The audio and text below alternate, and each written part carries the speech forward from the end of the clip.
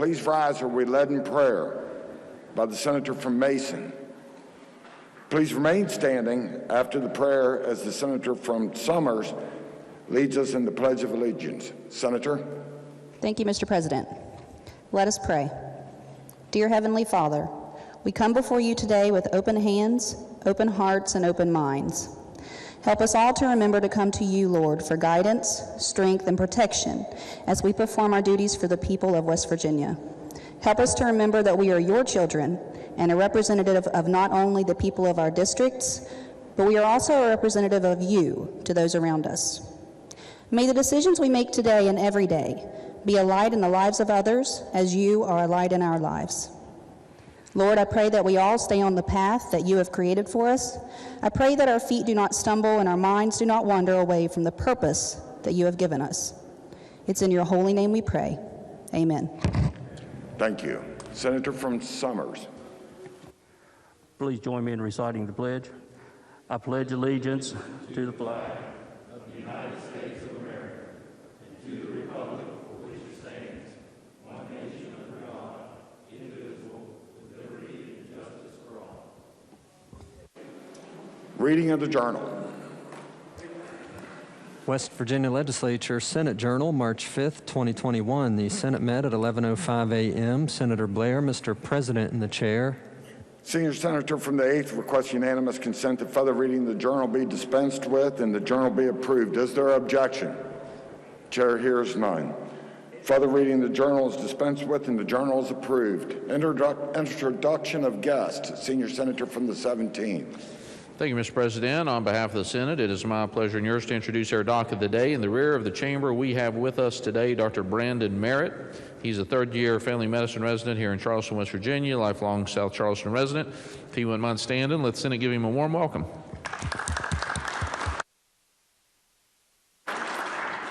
Further introductions. Senator from Monongalia. Thank you, Mr. President. Ladies and gentlemen of the Senate, in the gallery with us today are folks from Pierpont Community College visiting with us. They are faculty and staff members. If they'll please stand. And then I also want to take a moment to point out two individual guests right there. Dr. Hancock, who's there, if he'll raise his hand, who is our interim president for Pierpont right now. And then that lady in the little leopard print outfit there on the right is my lovely wife, Rachel. So if the Senate will please make them welcome. Thank you.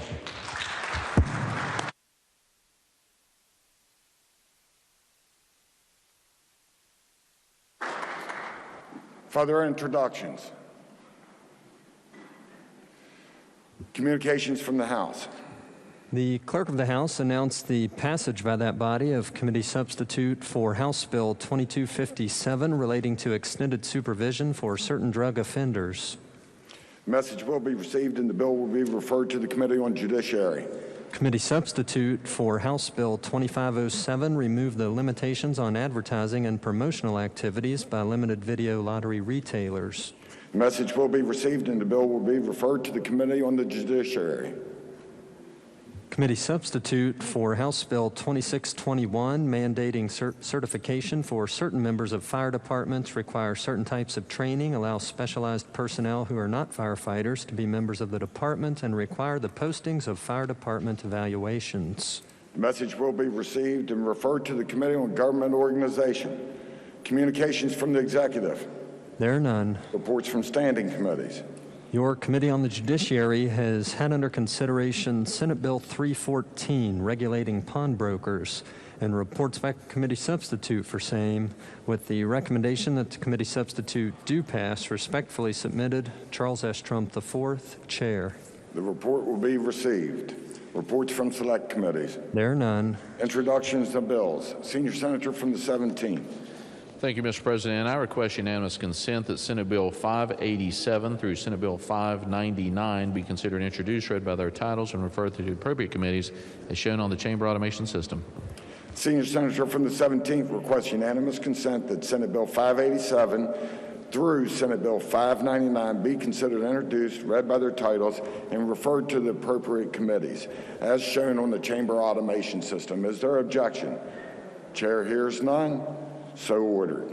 Resolutions. Senate Concurrent Resolution 16 by Senators Stallings and Phillips naming the United States Marine Corps Corporal Roger Lee Booth Memorial Road. Under the rules of the Senate, the resolution will lie over one day. Senate Concurrent Resolution 17 by Senators Phillips and Stallings naming the United States Marine Corps Captain Dempsey Stowers Memorial Bridge. Under the rules of the Senate, the resolution will lie over one day. Senate Concurrent Resolution 18 by Senator Maynard naming the Curtis Papp and Millie Mammy Asbury Memorial Bridge. Under the rules of the Senate, the resolution will lie over one day. Senate Resolution 16 by Senator Clements amending Senate Rule 14 relating to introduction of concurrent resolutions. Under the rules of the Senate, the resolution will lie over one day. Motions. Petitions. There are none. Unfinished business. Senate Concurrent Resolution 14 creating West Virginia Women's Suffrage Memorial. The resolution will be referred to the Committee on Government Organization. Senate Concurrent Resolution 15 extending certain leases between U.S. Army Corps of Engineers and Nicholas County Airport Authority. Senator from Upshur. Thank you, Mr. President. Mr. President, I request unanimous consent that the resolution be taken up for immediate consideration, committee reference be dispensed with, and the resolution be put upon its adoption. Is there objection? Chair hears none. The clerk will read the resolution. Senate Concurrent Resolution 15 requesting the United States Army Corps of Engineers to extend that certain leases between the United States Army Corps of Engineers and the County Commission of Nicholas County, West Virginia, on behalf of the Nicholas County Airport Authority. Question is on adoption of the resolution. Is there discussion? If not, the question before the Senate is adoption of the resolution. All those in favor will say aye. Aye. Those opposed, no. The ayes appear to have it. The ayes do have it. I declare the resolution adopted. The clerk will communicate the action of the Senate to the House. Senate Resolution 13 recognizing Benjamin Portero, decorated U.S. Army combat veteran and centenarian. Senator from Harrison. Thank you, Mr. President. I request unanimous consent. Flip the appropriate page here. I request unanimous consent that the committee reference be dispensed with, that the resolution be put upon its merits for a vote. Senator from Harrison requests unanimous consent the resolution be taken up for immediate consideration, the committee reference be dispensed with, and the resolution be put upon its adoption. Is there objection? The chair hears none. The clerk will read the resolution. Senate Resolution 13 recognizing Benjamin Portero, decorated combat veteran of the United States Army in World War II and centenarian. Question is on adoption of the resolution. Is there discussion? Senator from Harrison. Thank you, Mr. President. Thank you for straightening out my motion. Begin with, this is a very important individual to West Virginia history. You all may remember that Senator Facemeyer and I sponsored the naming of a bridge for Benjamin Portero some time ago. It's probably been 3 or 4 years, because he was a true war hero. Mr. Portero grew up in Anmore, West Virginia, which is a little town outside of Clarksburg, and I grew up there, and I remember knowing him as a child and into my young adulthood, and you'd never known what he went through on behalf of his country. He was a construction worker at the carbon plant, which, by the way, we just managed to renew its life, and it's going to produce carbon powder for our future batteries that go to our Tesla vehicles and other such mechanisms, and he was an early part of that. He entered the war in 1943 and participated in a battle that most of us hear about, but know little about, which is the Battle of the Bulge. He was wounded but continued to fight. He was captured and became a Nazi prisoner of war. Now try to imagine that as a young man from Anmore, West Virginia, no movie can do that justice. No book you could read could make you realize what this man went through as a young man. He escaped with a fellow prisoner and was able to rejoin the American forces. Along the way to his prison camp, he was forced to bury bodies of villagers who had been killed in bombing raids at this stage of the war. I have to point out that he was a member of the 26th Infantry Division, and he shares a common bond with my friend from Brooke County, who I think is going to speak to that here very shortly. He's 100 years old. Can you imagine that? He's 100 years old, having lived through all of that terror and all of that trauma, and was productive throughout his life. He earned the Bronze Star, the Purple Heart Medal, the Prisoner of War Medal, the Good Conduct Medal, the American Campaign Medal, the European, African, Middle Eastern Campaign Medal, 2 Campaign Stars, the World War II Victory Medal, the Combat Infantry Badge, First Award, and the World War II Honorable Service lapel pin button, and the Marksmanship Badge with rifle bar. After the war, he married his sweetheart Claire, and they were married for 69 years before her passing in 2011. I know him well as a member of the St. James Catholic Church, as a participant in every community event and every community achievement that happened in our little towns. My dad owned a grocery store just about a mile from his house, and he was just a great man, and is a great man. And on his 100th birthday, Mr. President, I ask for unanimous consent to this resolution. Thank you. Is there further discussion? Senator from Brooke. Thank you, Mr. President. Unfortunately, like the senator from Harrison, I haven't had the pleasure of meeting Mr. Portaro yet. But this story came to me because his grandson is a former attorney on our Judiciary Committee and now works for our Secretary of State, and mentioned this to me a couple of weeks ago, and said that his grandfather, who was a World War II veteran, was turning 100, and just told me out of general, he knows that I'm interested in history and a veteran as well. But I thought, that's a big deal. To me, that sounds like that's a very big deal. And so I did a little research. 0.2% of our population reaches the age of 100, Mr. President. 0.2%.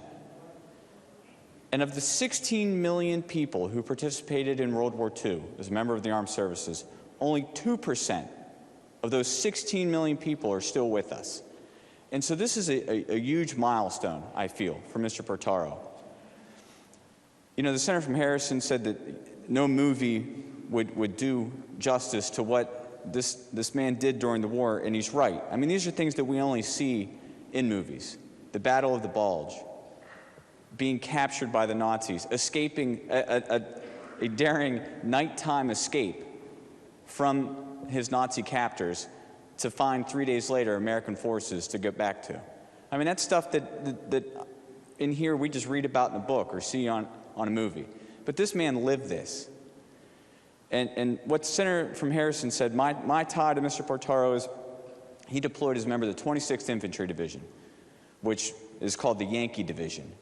And when I deployed to Afghanistan, I was with what is now called the 26th MEB, which is a part of the Massachusetts National Guard, and that's who I deployed in Afghanistan with. And I've talked with some folks up there at the Massachusetts National Guard, and I know that they're going to send some birthday wishes to Mr. Portaro as well, as a member of what was then part of their lineage. And they take pride in that as well when I spoke with them. And so if you notice one thing, I'll close on this. In the resolution, it talks about how Mr. Portaro still grows tomatoes from seeds that his father brought from Italy when he came to the country in the 1920s. And I was fortunate enough to be the recipient of some sauce made from those tomatoes a couple weekends ago, as his grandson brought a jar up to my office. And this past weekend, my wife and I made it, and I have to say, it's some of the best sauce I've ever had. So in addition to being 100 years old today, a war veteran, he's also an exceptional gardener, I believe. So, Mr. President, I urge adoption of the resolution. Thank you very much. Is there further discussion? Roll call's been demanded. Is the roll call sustained? The roll call is sustained. The question is on passage of the resolution. Before the Senate is, shall the resolution pass? All those in favor will vote yea. Those opposed will vote nay. The clerk will prepare the machine.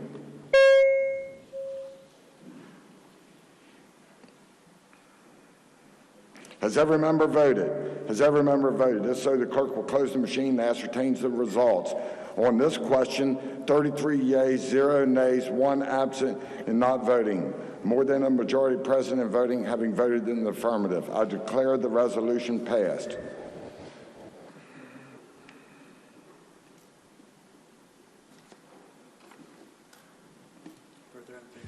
Senate Resolution 14, Pierpont Community and Technical College Day. Senator from Monongalia.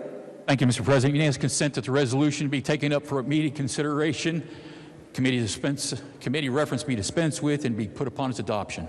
Is there objection? Chair hears none. The clerk will read the resolution. Senate Resolution 14, designating March 8th, 2021 as Pierpont Community and Technical College Day at the Legislature. Question is on adoption of the resolution. Is there discussion? Senator from Monongalia. Thank you, Mr. President. Ladies and gentlemen, as I mentioned in my introductions this morning, today is Pierpont Community College Day, and we do have some wonderful guests with us from the Pierpont campus. And I think it's time that we honor an institution in the state of West Virginia that's doing wonderful things for North Central West Virginia. But I say North Central West Virginia, they represent 13 counties, but they have students from 41 counties taking classes there at Pierpont. But Pierpont has, there's a significance today, let me just say that, in 2008, on this date in 2008, we passed legislation separating community colleges from four-year institutions. And today we have 9 individual, independent community colleges. Some of them are off campus, some share a campus, but that's another story for later this afternoon. But I want to focus on Pierpont Community College for just a few minutes within the text of this resolution. One of the things that's not included is, and I think it's a good indicator of how well a campus is doing, is the fact that Pierpont Community College, and if I could ask them to stand again, I would, but they have a 90% job placement rate. The average in the state of West Virginia right now is 60. 90% job placement rate. They offer 16 they work with 16 different campuses in 2+2 programs across the state of West Virginia, including Glenville State, WVU, Ottoson Broaddus, Salem, Wesley, and it goes on and on. They're doing fantastic things in the community. They need to be recognized today. They need to be recognized each and every day for the work that they're doing here in the state of West Virginia. Because nationwide, they are being recognized. They're being recognized for their culinary program, which ranks 4th in the nation. On your desk today are the pepperoni rolls that the students there prepared for this event today. They've also been recognized and received the award, the Black Diamond Award, given by the West Virginia Chamber of Commerce for being the leading community college in the state of West Virginia. The only time that's been given to a community college. Pierpont Community College. They also lead the state in West Virginia Invest grants, attesting to the quality and value of the education they can receive at Pierpont Community College. They have 14 different accrediting bodies they work with, including the HLC. And that's a complicated process. We'll get into that later today in my remarks at the end of the end of session. But also, I recognize Dr. Hancock, who's coming into this not as a newbie. By no means is he a newbie to community colleges. He is formerly with the HEPC, understands community colleges, and I see him doing great things for the campus in the years to come. His predecessor, James Moore, Dr. Moore, Johnny Moore, excuse me, has led Pierpont to this position. They have spent the money that's needed to separate the campus. They have spent in the area of $3 million to create their own business office, their registrar's office, and technology to advance these programs that they have there on campus. Again, 14 accredited programs. So the Vet Tech program that ranks 40th in the nation. Respiratory care that ranks. The list goes on and on. They're a wonderful institution, and we have plenty of other institutions in the state of West Virginia like that in regards to community colleges. And I could talk all day about each and every one of them. But community colleges are in each and every one of our neighborhoods. But this one here, I'm proud of. Thank you, Mr. President. Is there further discussion? Senator from Marion. Thank you very much, Mr. President. I, too, rise in support of the resolution, and I can't articulate the achievements as well as my senior senator has from Monongalia, but I just want to say thank you for the work you do. I'm a blue-collar guy, and I'm very interested in that type of work training, and our community colleges across the state have done a tremendous job. And to my colleagues, you can always tell when Fairmont's in town by the pepperoni rolls that they leave on your desk. You know, Fairmont is certainly, we believe, the home of the pepperoni roll. It was a food for coal miners, that a little bit of history, that was baked and put in the miner's bucket that was well preserved and could last a long time, and miners ate a lot of pepperoni rolls back in the old days. So thank you for bringing a little bit of history to the chamber today. Thank you for what you do, and Mr. President, again, I rise in support of Senate Resolution 14. Thank you. Is there further discussion? Senator from Jefferson. Thank you, Mr. President. I won't belabor the point. Pierpont Community and Technical College is a great institution. I had the pleasure of going and visiting it and seeing their amazing facilities that they have.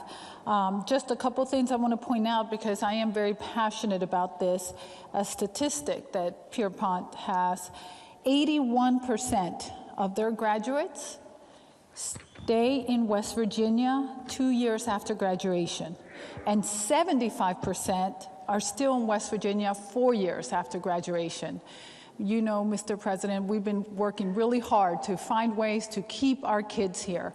And I just have to point out that's a great statistic and a great reason to support this resolution today. Is there further discussion? Senator from Harrison. Thank you, Mr. President. I, too, stand in support of this resolution. Pierpont has a great footprint in Harrison County.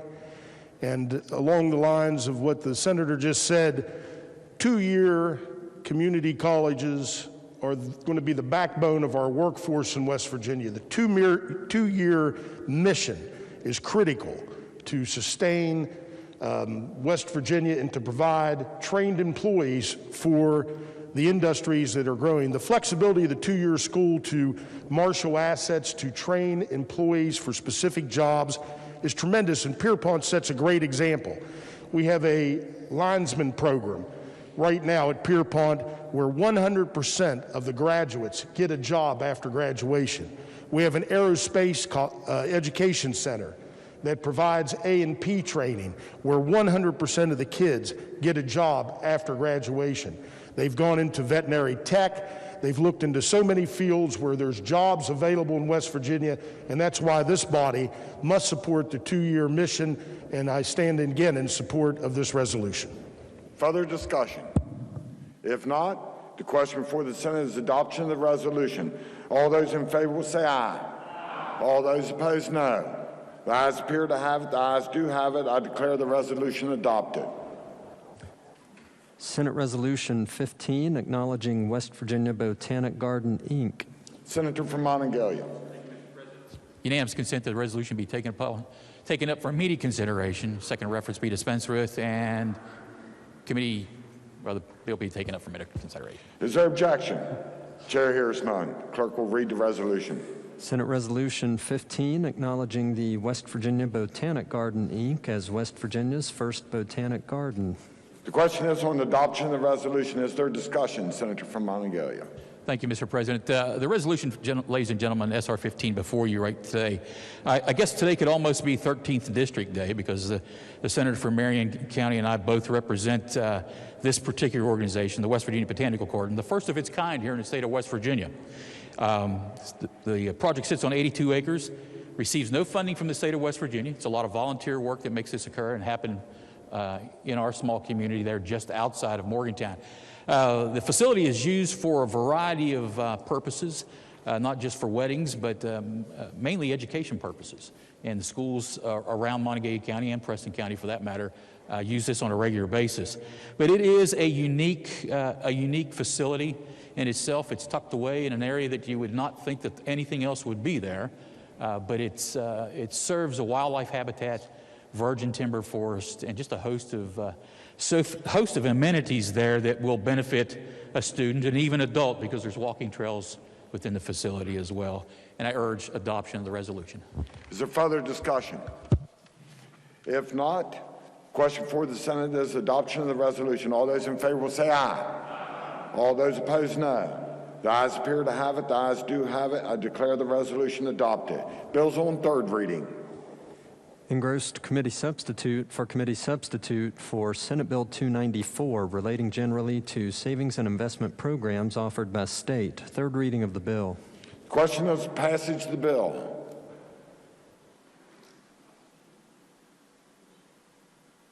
Senior Senator from the 4th. I guess so. I can take this one, I think, Mr. President. Senate Bill 294 relating general to savings and investment programs offered by the state. This bill allows for the early closure of the College Prepaid Tuition and Savings Program Act. The program is set to terminate on June 30th, 2022. Closure would only be allowable following a determination by the Prepaid Tuition Plan and College Savings Board that all outstanding contractual obligations have been met.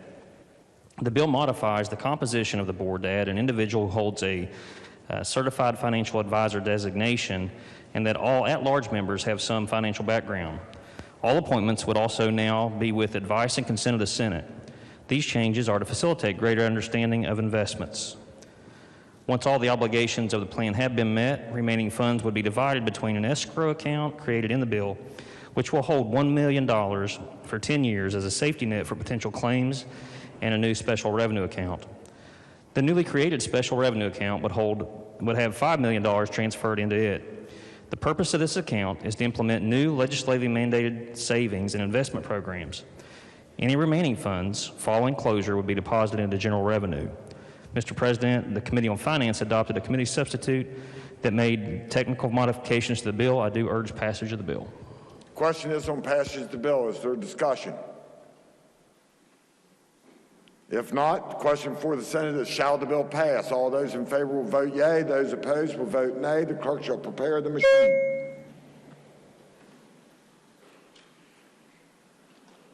Has every member voted? Has every member voted? If so, the clerk will close the machine and ascertain the results. On this question, 33 yeas, 0 nays, and 1 absent and not voting. More than a majority of those present and voting having voted in the affirmative. I declare the bill passed. The clerk will communicate the action of the Senate to the House. Engrossed Senate Bill 305, providing exemption from consumer sales and service tax for certain aircraft maintenance. Third reading of the bill. Question is on passage of the bill. Senior Senator from the 4th. Thank you, Mr. President. Senate Bill 305 creates an exemption from sales and service tax for services to airports for repair, remodeling, and maintenance. We amended this bill on the floor to remove a 6,000-pound weight restriction for the tax exemption. The excess cost to the state to make the exemption available for all aircraft is approximately $172,000 per year. Mr. President, I urge passage. Question is on passage of the bill. Is there discussion? If not, the question before the Senate is, shall the bill pass? All those in favor will vote yea. Those opposed will vote nay. The clerk shall prepare the machine.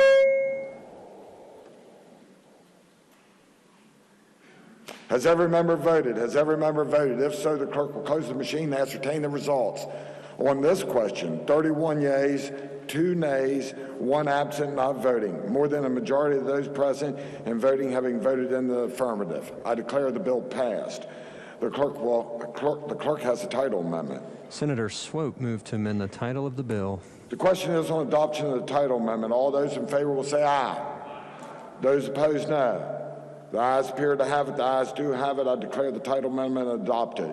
Senior Senator from the 17th. Thank you, Mr. President. I request unanimous consent that the bill be made effective September 1, 2021. I request unanimous consent that the roll call used on passage of the bill be used to make it so effective. The Senior Senator from the 17th moves that the bill be made effective September the 1st, 2021, and requests unanimous consent that the roll call used on passage of the bill be used to make it so effective. Is there objection? Chair hears none. On this question, 31 yeas, 2 nays, 1 absent and not voting, more than 2/3 of those elected to the Senate having voted in the affirmative. I declare the bill effective September 1, 2021. The clerk will communicate the action of the Senate to the House. Engrossed committee substitute for Senate Bill 343, authorizing DMV to process online driver's license or identification card change of address. Third reading of the bill. Question is on passage of the bill. Senator from Wetzel. Thank you, Mr. President. Senate Bill 343 simply allows an individual at the time they renew their driver's license to change their address. Right now, if you want to renew your license online, you cannot change your address. This will allow you to change your address online, or if you just have a change of address, apply for a reissue of your driver's license. I urge passage of the bill. Question is on passage of the bill. Is there discussion? If not, the question before the Senate is, shall the bill pass? All those in favor will vote yea. Those opposed will vote nay. The clerk shall prepare the machine.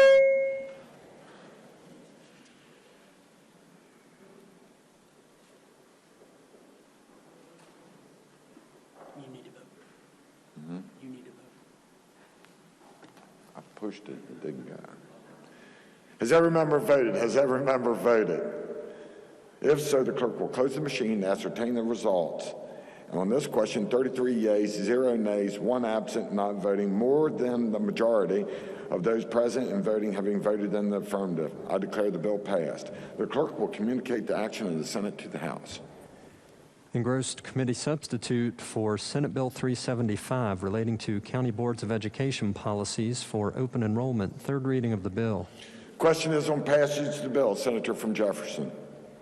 Thank you, Mr. President. The committee substitute removes language relating to the required contents of a county board open enrollment policy, most of which are covered elsewhere in the same section. It provides an open enrollment application can only be denied by a county board due to a lack of grade level capacity, or if the non-resident student failed to fill out or submit the application correctly. It requires that denial be in writing, sent to the parent or guardian of the non-resident student and the West Virginia Department of Education within 3 business days of the decision, and include the reason for the denial and information on appealing the denial of the application. It clarifies that appeal is to the state superintendent, and it allows county boards accepting the transfer of a student to invoice the county board from which the student transferred if the timing of the transfer results in the county board receiving no state aid funding or special education funding for that pupil for the subsequent school year. I'm happy to answer any questions. I urge passage. Question is on passage of the bill. Is there discussion? If not, the question is, shall the bill pass? All those in favor will vote yea. Those opposed will vote nay. The clerk shall prepare the machine. Has every member voted? Has every member voted? If so, the clerk will close the machine and ascertain the results. On this question, 33 yeas, 0 nays, 1 absent and not voting. More than a majority of those present and voting having voted in the affirmative. I declare the bill passed. The clerk will communicate the action of the Senate to the House. Engrossed Senate Bill 376, removing obsolete provisions regarding DOH standards for studded tires and chains. Third reading of the bill. Question is on passage of the bill. Senator from Wetzel. Thank you again, Mr. President. Senate Bill 376 simply removes obsolete language from our code dealing with studded tires and chains, which are now regulated pretty heavily by the federal government. Urge passage of the bill. Is there discussion?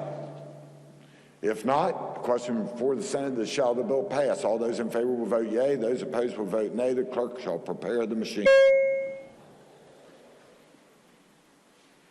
Has every member voted? Has every member voted? If so, the clerk will close the machine and ascertain the results. On this question, 33 yeas, 0 nays, 1 absent and not voting. More than a majority of those present and voting having voted in the affirmative. I declare the bill passed. The clerk will communicate the action of the Senate to the House. Engrossed Senate Bill 390, reorganizing healthcare authority under DHHR and clarifying responsibilities for all-payer claims database. Third reading of the bill. The question is on passage of the bill. Senator from Marshall. Thank you, Mr. President. This bill sets forth the parties to the Memorandum of Understanding for the purpose of establishing the All-Payer Claims Database, which I'll refer to as APCD. The bill provides the Secretary of DHHR that has primary responsibility for retention and dissemination of data in the APCD. The Insurance Commissioner has primary enforcement responsibility. The Secretary shall provide for the development of a plan for the financial stability of the APCD and shall provide for the use of the uniform discharge of data collected by the West Virginia DHHR.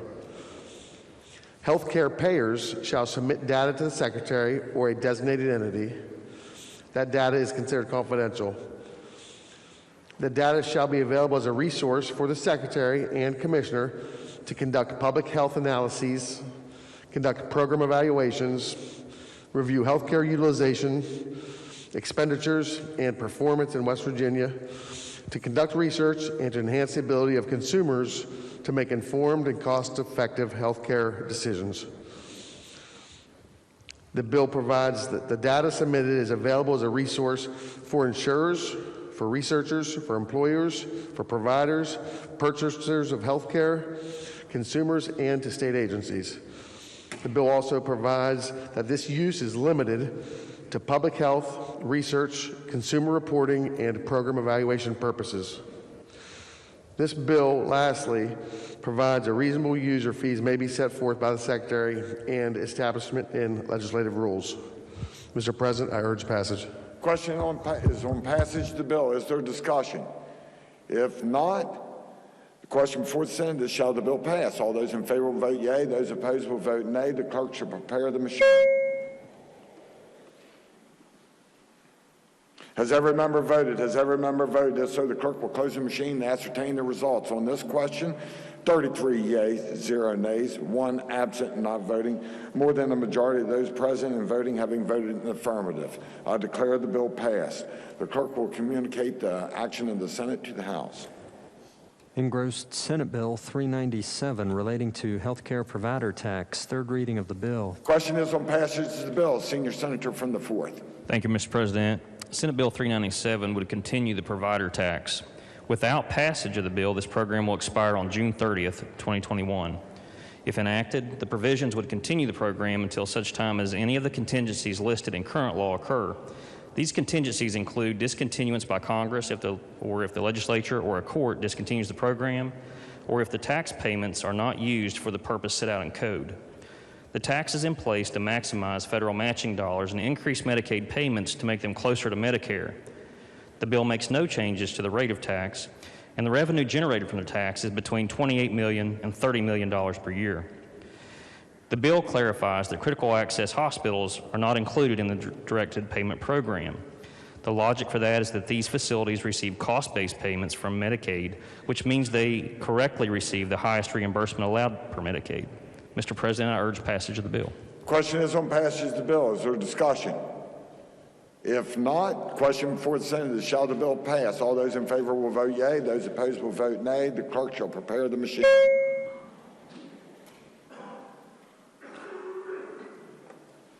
Has every member voted? Has every member voted? If so, the clerk will close the machine and ascertain the results. On this question, 33 yeas, 0 nays, 1 absent and not voting. More than a majority of those present having voted in the affirmative. I declare the bill passed. The senior senator from the 17th. Thank you, Mr. President. I move the bill be made effective from passage or on question unanimous consent that the roll call used on passage of the bill be used to make it so effective. Senior senator from the 17th moves that the bill be made effective from passage and requests unanimous consent that the roll call be used on the passage of the bill be used to make it so effective. Is there objection? The chair hears none. On this question, 33 yeas, 0 nays, 1 absent and not voting. More than 2/3 of those elected to the Senate having voted in the affirmative. I declare the bill effective from passage. The clerk will communicate the action of the Senate to the House. Engrossed Senate Bill 404, modifying well work permits issued by DEP Office of Oil and Gas. Third reading of the bill. The question is on passage of the bill. Senator from Tucker. Thank you, Mr. President. Senate Bill 404 would create a statutory fee of $2,500 for applications to modify oil and gas permits.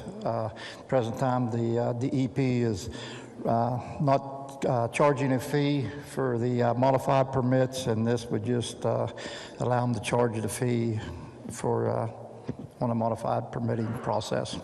I urge passage. The question is on passage of the bill. Is there discussion? If not, the question is before the Senate is, shall the bill pass? All those in favor will vote yea. Those opposed will vote nay. The clerk shall prepare the machine. Has every member voted? Has every member voted? If so, the clerk will close the machine and ascertain the results. On this question, 33 yeas, 0 nays, 1 absent and not voting. More than a majority of those present and voting having voted in the affirmative. I declare the bill passed. The clerk will communicate the action of the Senate to the House. Engrossed committee substitute for Senate Bill 421, authorizing Workforce West Virginia to hire at-will employees. Third reading of the bill. The question is on passage of the bill. Senior Senator from the 6th. Thank you, Mr. President. Senate Bill 421 amends a single section of code and would allow the Commissioner of Workforce West Virginia to hire up to 100 at-will employees. These employees would not replace, but would be in addition to the classified positions already in existence at Workforce West Virginia. I'll entertain questions. Otherwise, I urge passage of the bill. The question is on passage of the bill. Is there discussion? If not, the question before the Senate is, shall the bill pass? All those in favor will vote yea. Those opposed will vote nay. The clerk shall prepare the machine.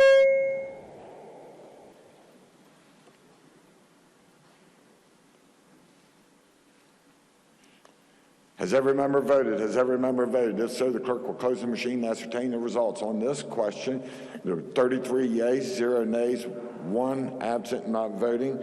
More than a majority of those present and voting having voted in the affirmative. I declare the bill passed. The clerk will communicate the action of the Senate to the House. Engrossed committee substitute for Senate Bill 429, exempting Division of Emergency Management from purchasing division requirements for certain contracts. Third reading of the bill. Question is on passage of the bill. Senior Senator from the 6th. Thank you, Mr. President. Senate Bill 429 exempts the Division of Emergency Management of the Department of Homeland Security from purchasing division requirements. It also allows funds from the sale of Division of Emergency Management surplus property to be transferred to the already existing special revenue account for the West Virginia Interoperable Radio Network Project. Funds in that account may only be spent for the interoperable radio network and equipment for it. I'll entertain questions. Otherwise, I urge passage of the bill. Question is on passage of the bill. Is there discussion? If not, the question before the Senate is the bill, shall the bill pass? All those in favor will vote yea. Those opposed will vote nay. The clerk shall prepare the machine.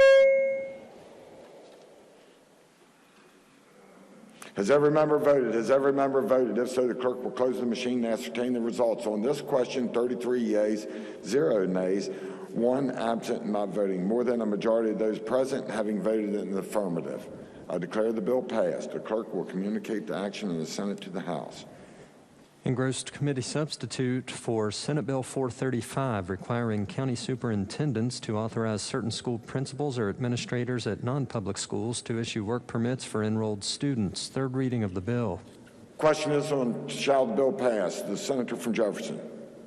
Thank you, Mr. President. The committee substitute for this bill authorizes a person who administers a program of secondary education at a public, private, or homeschool to issue a work permit to a child 14 or 15 years of age.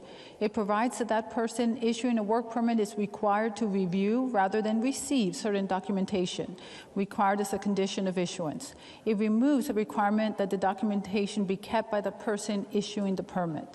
It cleans up the process for homeschool students. It resolves the current conflict in code by striking through a requirement that the work permit certify the child has appeared before the person issuing the permit, and it requires the printed forms for work permits furnished to county superintendents to also be made available to others authorized to issue work permits by posting on the Division of Labor's website or other method as determined pursuant to the rule. I'm happy to answer any questions. I urge passage.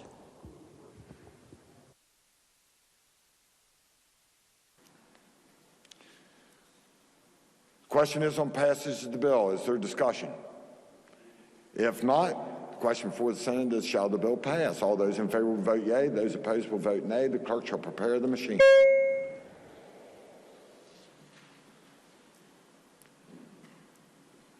Has every member voted? Has every member voted? If so, the clerk will close the machine and ascertain the results. On this question, 33 yeas, 0 nays, 1 absent and not voting. More than a majority of those present and voting having voted in the affirmative. I declare the bill passed. The clerk will communicate the action of the Senate to the House. Engrossed committee substitute for Senate Bill 439, allowing use or non-use of safety belt as an admissible evidence in civil actions. Third reading of the bill. Question is on passage of the bill. Senator from Oregon. Thank you, Mr. President. I request unanimous consent that the committee substitute for Senate Bill 439 lie over one day, retaining its place on the calendar. Is there objection? Chair hears none. So ordered. Engrossed committee substitute for Senate Bill 469, permitting and establishing requirements for appearance by video for purpose of notarial acts. Third reading of the bill. The question is on passage of the bill. Senator from Oregon. Thank you, Mr. President. The committee substitute for Senate Bill 469 amends our Uniform Notarial Acts law, and it's Article 4, Chapter 39. The bill amends one section in the code, it's Section 6, and it creates 3 new sections. And so under Section 6 of the current law, in order to have a valid acknowledgement or notarial act, the person whose signature is being acknowledged has to appear in person in front of a notary public. This bill will change that. And so it allows the revised Uniform Law on Notarial Acts, RULONA it's called. Other states have done this, and it's been around since 2018. But it became critically important and acute, Mr. President, during the COVID crisis. And so what happened in West Virginia is, during our COVID crisis last year, governor's executive order, one of them, it was Executive Order 1120, I guess that's the governor's 11th executive order in the year 2020, which was effective on March 5th. Under that, the governor suspended the Uniform Notarial Acts requirement of personal appearance before a notary public. The Secretary of State, in response to that, adopted some emergency rules, and those are largely codified now in this bill, and it would be in the remote process. But the first new section of the bill, well, the first section of the bill, which is amended, says a notarial act can be valid if it's done in person, personally appearing before the notary, or by communication technology as provided in the new sections in the bill. And it directs the Secretary of State to propose rules, which in fact, the West Virginia Secretary of State has already done. The Secretary of State's office did that in response to the governor's executive order. The first new section in the bill is designated as Section 6A, and it is a curative statute. And what it says basically is that any remote notarization that was done during the COVID crisis pursuant to the governor's executive order and the rules that were promulgated by the West Virginia Secretary of State is presumed to be valid. It recognizes the validity of those acknowledgments. And in that sense, it cures any legal question arising from the fact that the executive order of the governor was inconsistent with our statute. And then the other 2 new sections embed in our code this whole procedure for remote notarizations. It starts in Section 37, Mr. President, with definitions. And so we have terms defined there: communication technology, and foreign state identity proofing. The term outside the United States is defined. Remotely located individual is defined.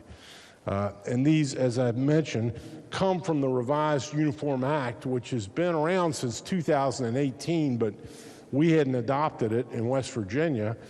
It became adopted because it was part of the Secretary of State's rules package passed, promulgated in response to the governor's executive order. But essentially what it says, Mr. President, is you can still appear personally in front of a notary public and have your signature notarized or acknowledged, or if this becomes law going forward, irrespective of the COVID crisis, even when that ends, we will allow in West Virginia remote notarizations. So if a person's going to sign a document and have his signature notarized, it can be done across communications technology.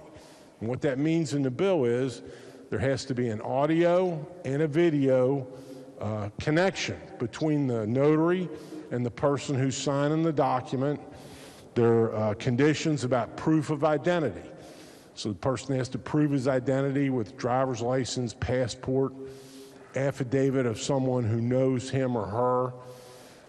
And the remote notary is required to keep for 5 years a record of that execution and acknowledgement of the video and audio recording of it. It authorizes the Secretary of State to make rules, which, as said, has already been done, but it recognizes as valid notarial acknowledgments that are made in that manner.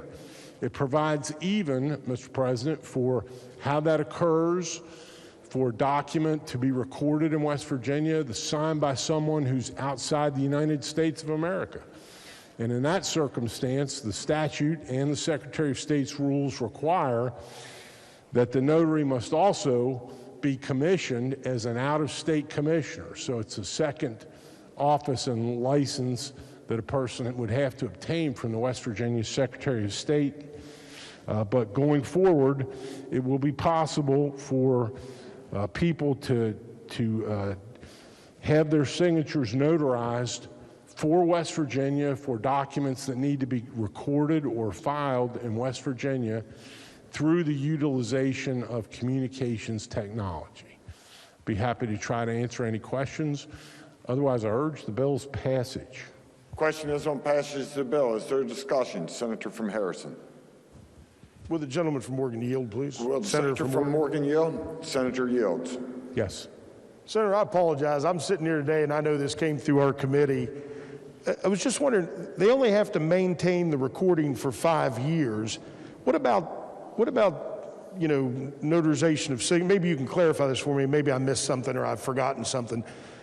What about signatures that are notarized on contracts that, last 10 years, or a deed that, really is kind of in perpetuity? What proof is there that the notarized signature was appropriate on those documents, or was there an exception for those documents?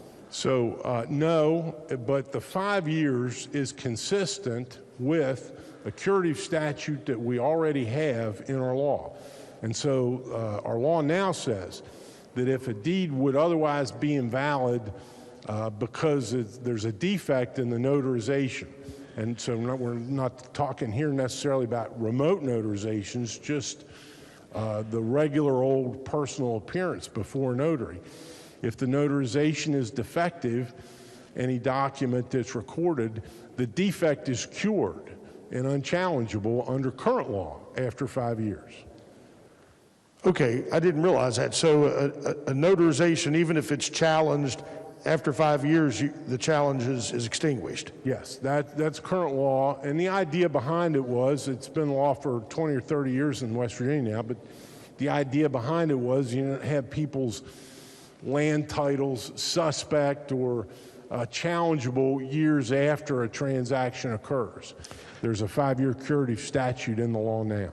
Well, I'm glad you knew. It's not my bailiwick, but I sure appreciate it. Thanks. That makes me feel better. Yes, sir. Thank you. Is there further discussion? If not, the question before the Senate is, shall the bill pass? All those in favor will vote yea. Those opposed will vote nay. The clerk shall prepare the machine. Has every member voted? Has every member voted? If so, the clerk will close the machine and ascertain the results.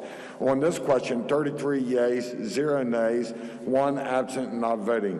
more than those present and having voted in affirmative, I declare the bill passed. The clerk will communicate the action of the Senate to the House. Bills on second reading. Senate Bill 39, prohibiting insurance coverage from requiring prior authorization for tests to stage cancer. Second reading of the bill. Are there amendments to the bill? No, sir. The bill will be engrossed and advanced to third reading. Committee substitute for Senate Bill 334, establishing license application process for needle exchange programs. Second reading of the bill. Senior Senator from the 17th. Thank you, Mr. President. I request unanimous consent that the bill move to third with right to amend. Is there objection? Chair hears none. So ordered. The bill will be advanced to third with right to amend. Committee substitute for Senate Bill 339, expanding types of agricultural operations that are protected from nuisance and other legal actions. Second reading of the bill. Are there amendments to the bill? No, sir. The bill will be engrossed and advanced to third reading. Committee substitute for Senate Bill 344, relating to credit for qualified rehabilitated buildings investment. Second reading of the bill. Are there amendments to the bill? No, sir. The bill will be engrossed and advanced to third reading. Committee substitute for Senate Bill 370, requiring certain documents that contain wage records be considered confidential. Second reading of the bill. Are there amendments to the bill? No, sir. The bill will be engrossed and advanced to third reading. Committee substitute for Senate Bill 383, relating to exempting certain organizations from property taxation. Second reading of the bill. Are there amendments to the bill? No, sir. The bill will be engrossed and advanced to third reading. Senate Bill 456, relating to natural resources police officers retirement system. Second reading of the bill. Are there amendments to the bill? No, sir. The bill will be engrossed and advanced to third reading. Committee substitute for Senate Bill 460, relating to Deputy Sheriff Retirement System Act. Second reading of the bill. Are there amendments to the bill? No, sir. The bill will be engrossed and advanced to third reading.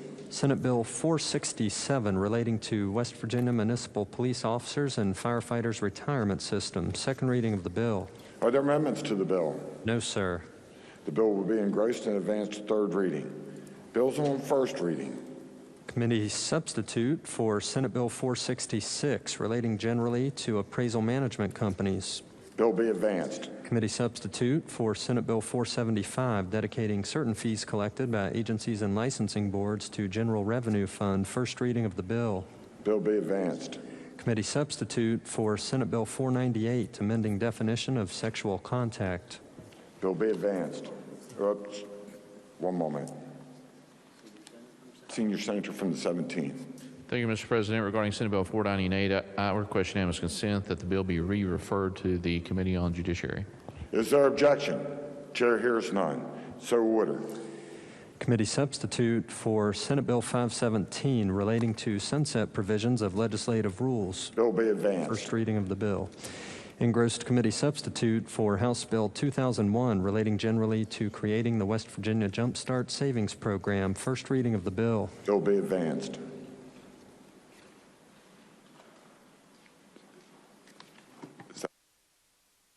Introduction of guest. Remarks by members.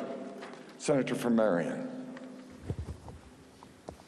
Thank you very much, Mr. President. Members of the body, as we all know, Friday, the governor, under his executive powers, pretty much opened up the state to 100% capacity. Now, I personally think that was a mistake. I think 75% capacity continued to remind West Virginians that this virus is real, and we should continue to proceed with caution.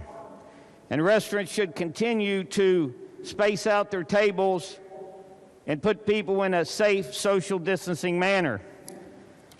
But the governor believes that the state should be open up at 100%. So let's think about that for just a second, Mr. President. Social gatherings now up to 100. Bars and restaurants are at 100% capacity. Gyms, museums, and retail stores are now at 100% capacity.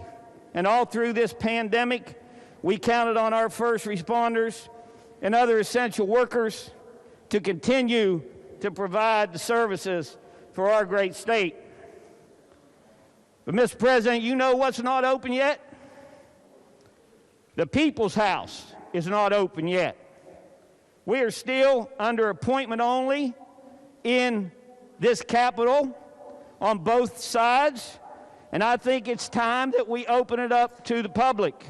Now, don't get me wrong. I think we should continue to follow CDC guidelines, and we should practice safe social distancing. But this seat right here, Mr. President, belongs to the people of the 13th District. It doesn't belong to me. And every seat in this chamber belongs to your constituents, and this chamber belongs to the people of West Virginia. And they should not be locked out of their house. Now, the governor made the call. He made the call to open up West Virginia and put people in a situation that I don't think they should be in. But if everybody else has to go to work and deal with the public, we are not the elite. We should not be treated any differently, and the people should have access to their capital. Thank you, Mr. President. Further remarks?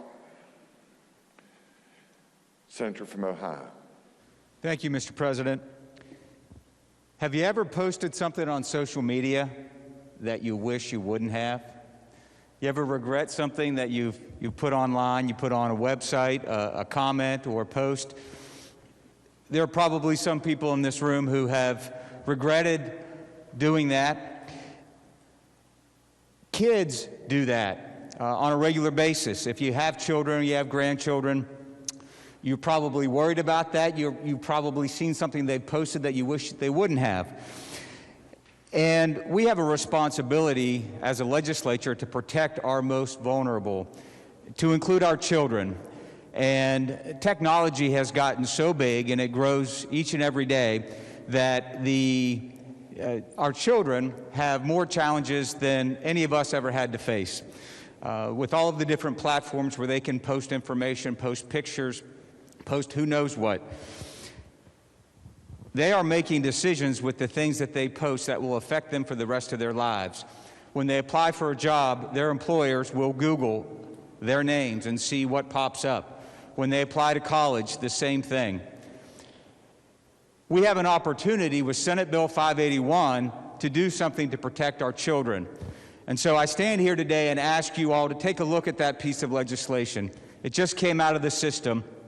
And one of the things it does is it allows children, and more specifically parents, to hit the erase button and to require technology companies and platforms where our children spend a lot of time to allow us to take some things back.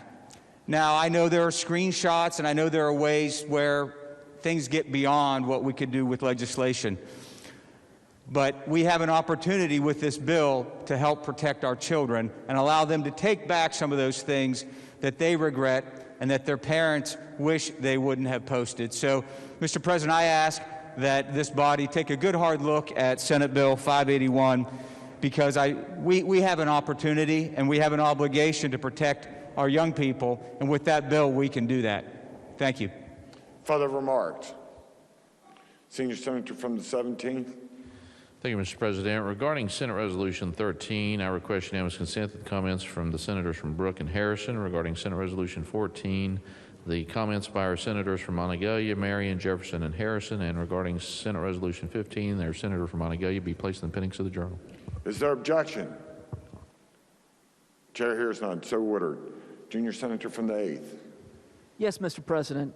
Thank you. I think it's important, and I think most people do this already, but to remind ourselves, to think for ourselves, to not be so ideological, to question what some of our friends may think or push about a certain bill, to question some of the special interests that may still be our friends, but we disagree on this issue or that issue.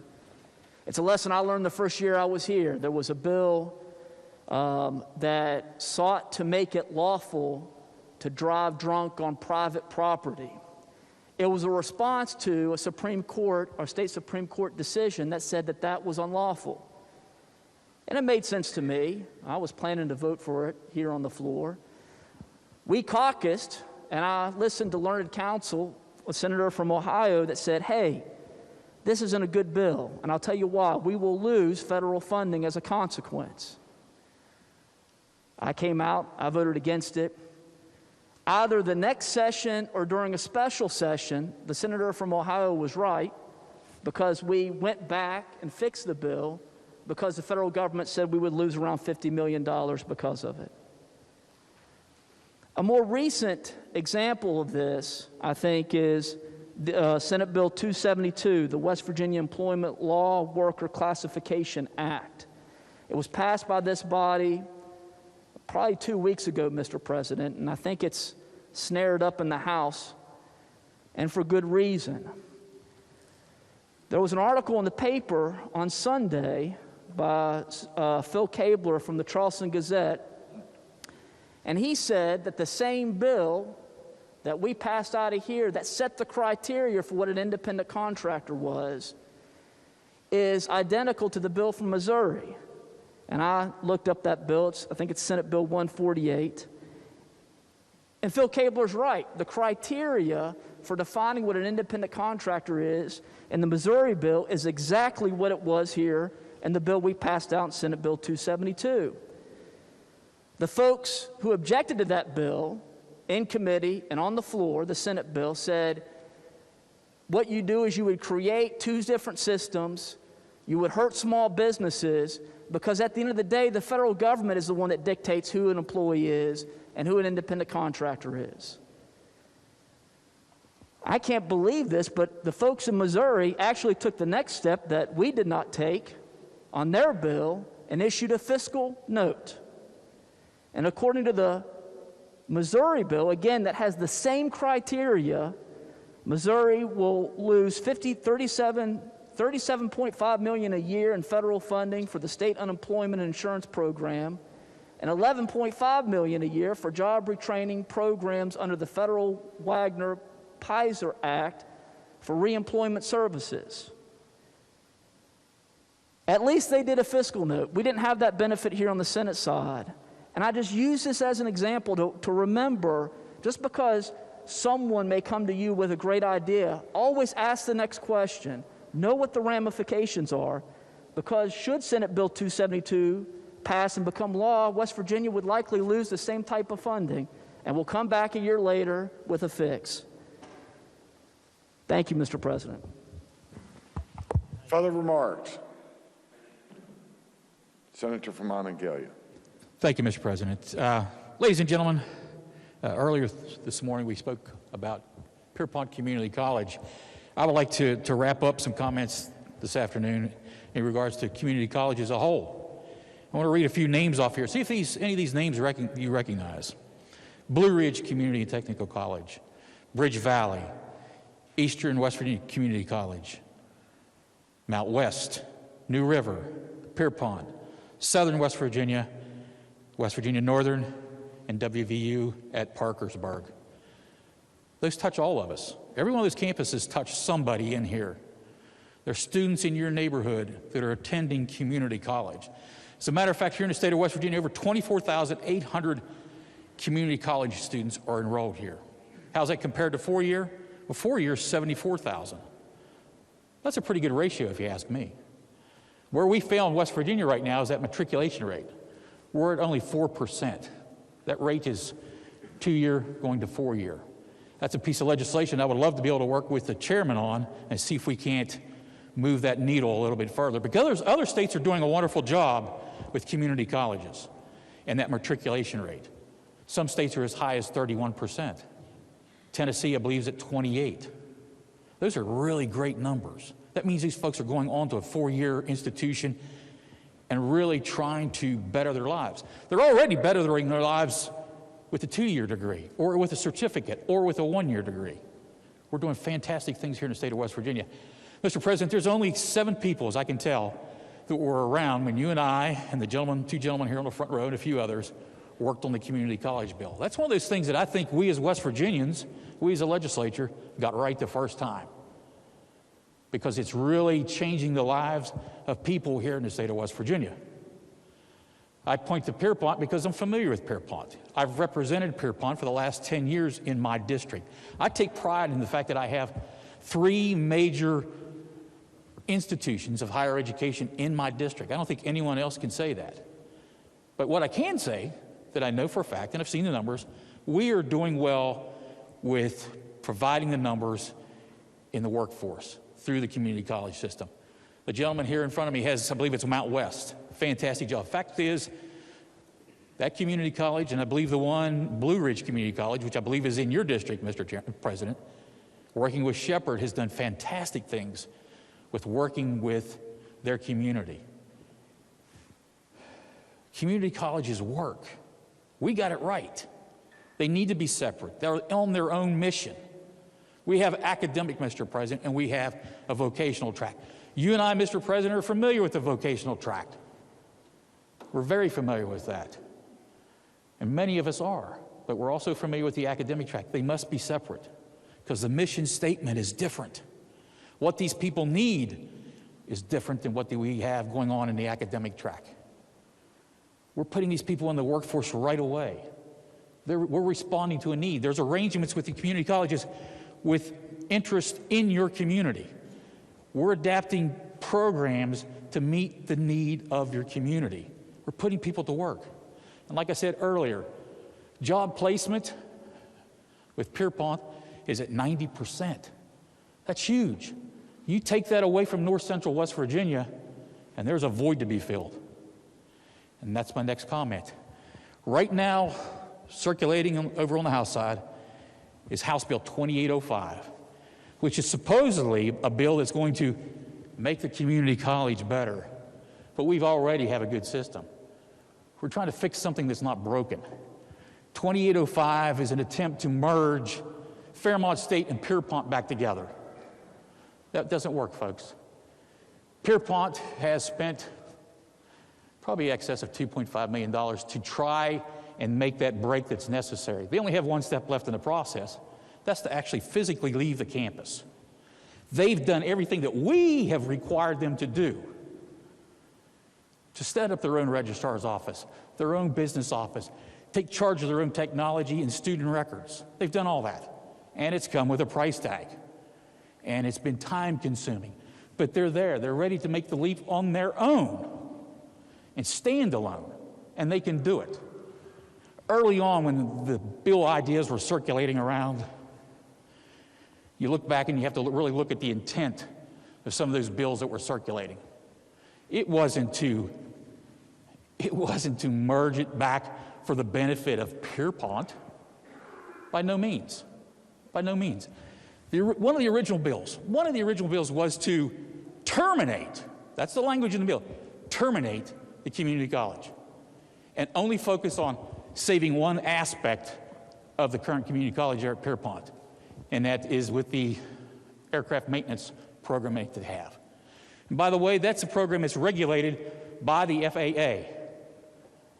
They're permitted to have 100 people in the seats there at that school. They have 99.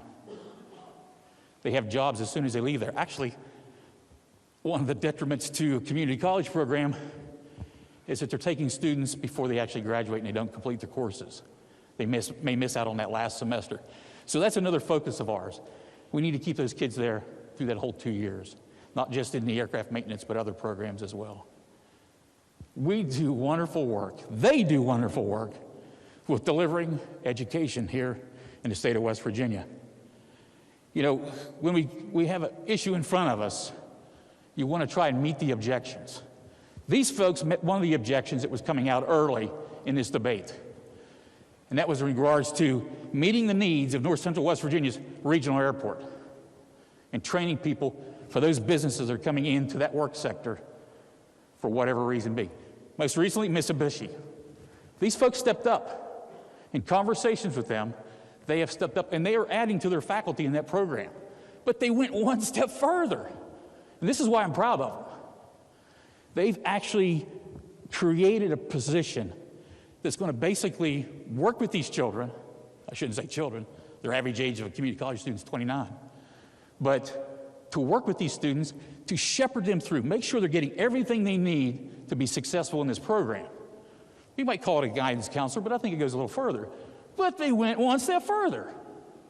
They've created a tuition program to help these students match the cost of what it takes to take the certification test, which is $1,000. These guys have figured out a way to match it. to make sure they come out of there with a degree and with a job.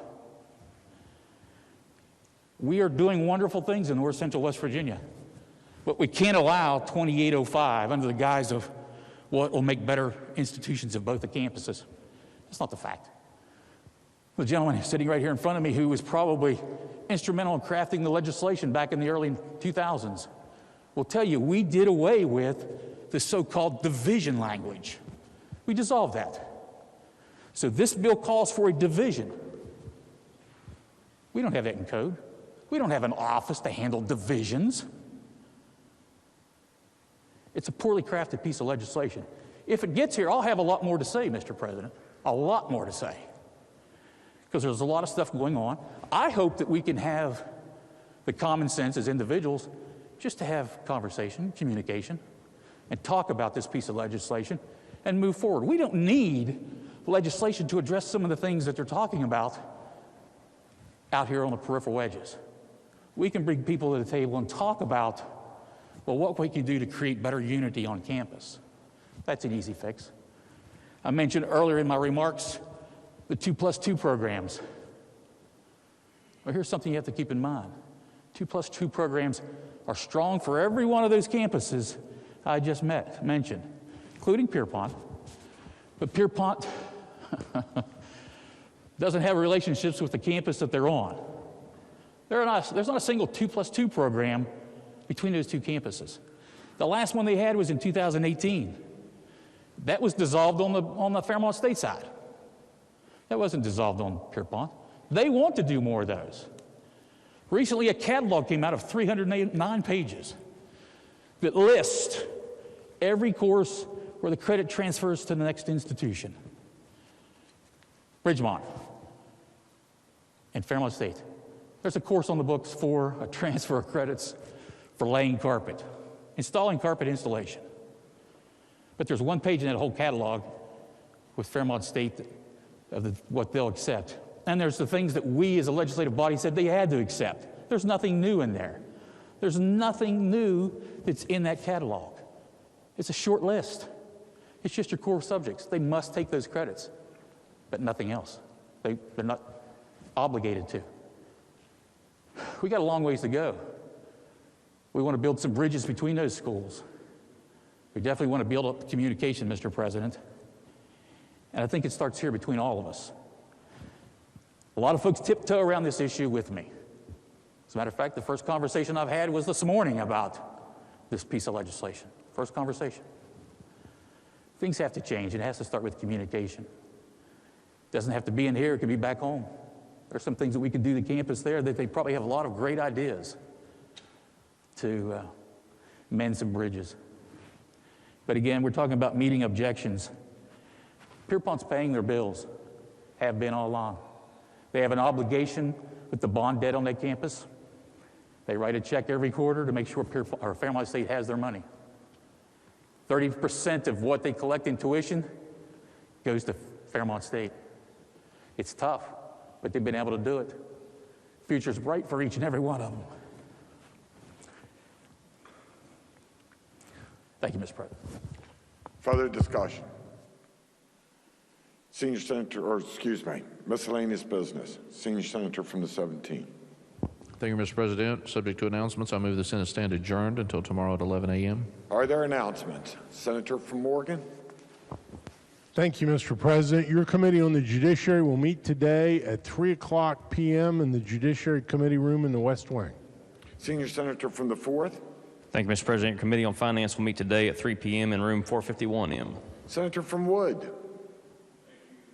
Mr. President, your Committee on Banking and Insurance will meet today at 2 p.m. in room 451A. Senator from Upshur. Thank you, Mr. President. Your Committee on Natural Resources will meet at 1 p.m. Are there further announcements? Senator from Wetzel. Thank you, Mr. President. Your Committee on Transportation and Infrastructure will meet tomorrow morning at 10 a.m. in 451M. The agenda has been posted. Further announcements? If not, the question for the Senate, shall the Senate stand adjourned until 11 a.m. tomorrow? All those in favor will say aye. All those opposed, no. The ayes appear to have it. The ayes do have it. I declare the Senate adjourned.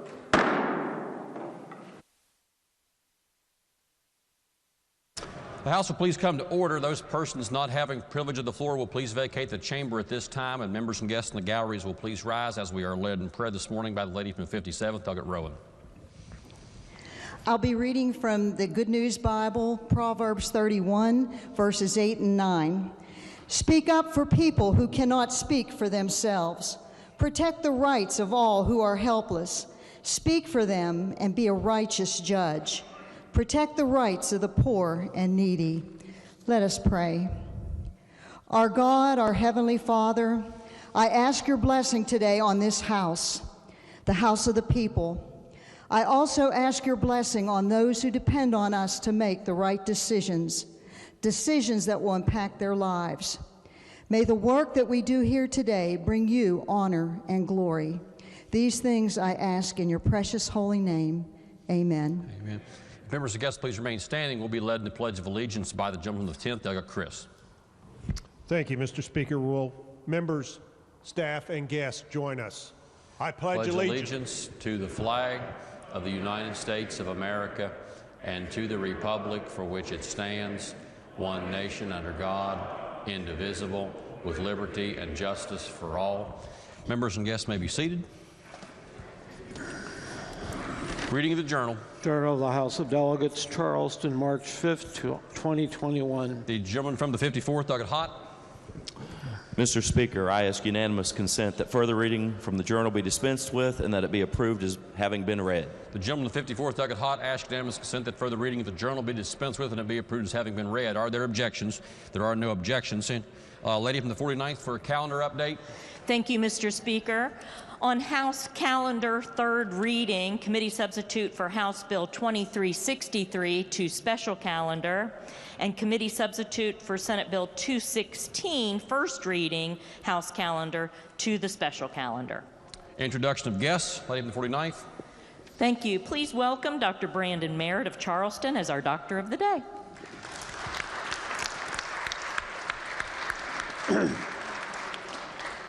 Reports of standing committees. Your Committee on Judiciary has had under consideration House Bill 2722, prohibiting the use of Class B firefighting foam for testing purposes if the foam contains a certain class of fluorinated organic chemicals. Reports back a committee substitute, therefore, with the recommendation that the committee substitute do pass. The report will be received. Your Committee on Judiciary has had under consideration House Bill 2671 relating to financial exploitation of elderly persons, protected persons, or incapacitated adults. Reports back a committee substitute, therefore, with the recommendation that the committee substitute do pass. The report will be received. Your Committee on Education has had under consideration House Bill 2852 relating to distribution of the allowance for increased enrollment. Reports the same back with recommendation that it do pass, that the second reference to the Committee on Finance be dispensed with. The report will be received. Lady from the 49th.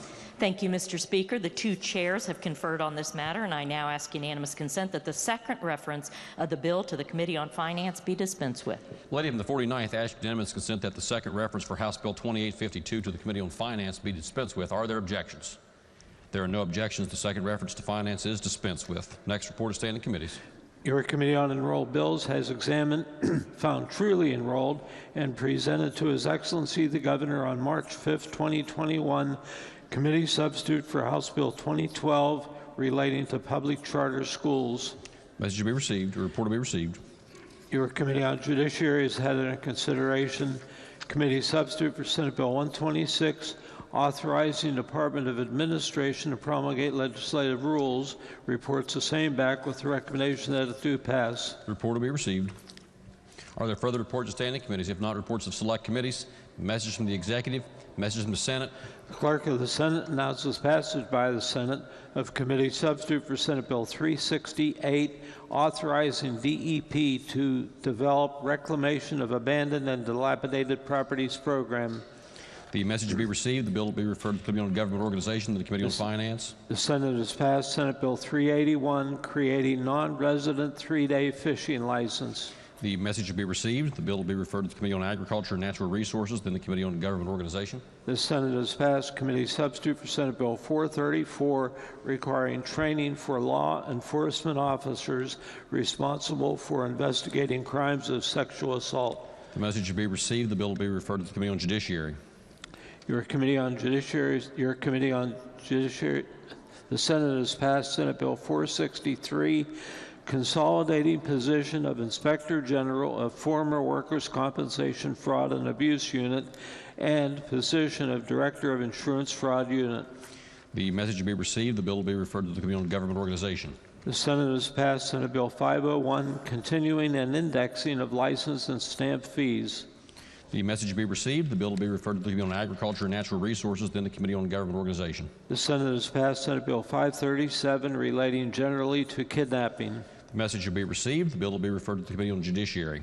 The Senate has adopted Senate Concurrent Resolution 13, urging Adjutant General to establish honor guard in each unit to perform military funeral honors. The message will be received. The resolution will be referred to the Committee on Veterans Affairs and Homeland Security, then the Committee on Rules. Are there further messages from the Senate? If not, resolutions.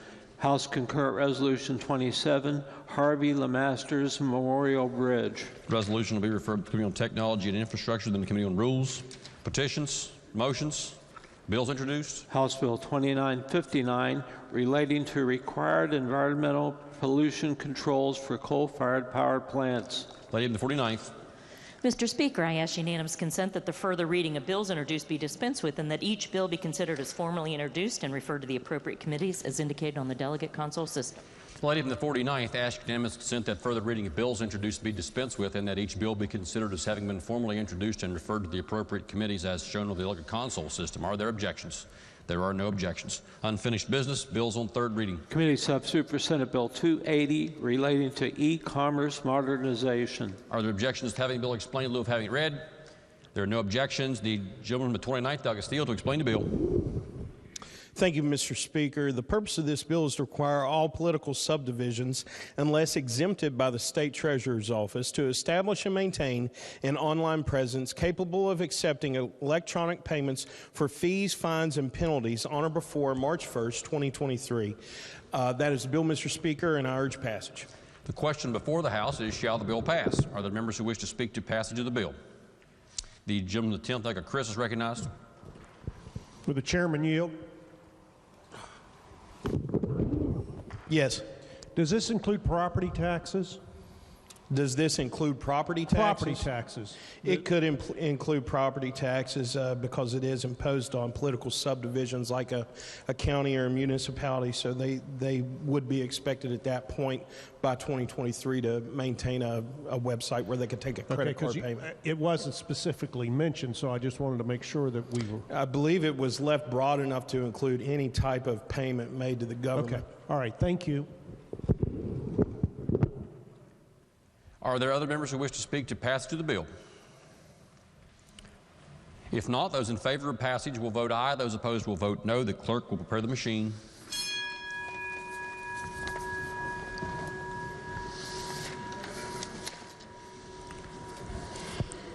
Has every member voted?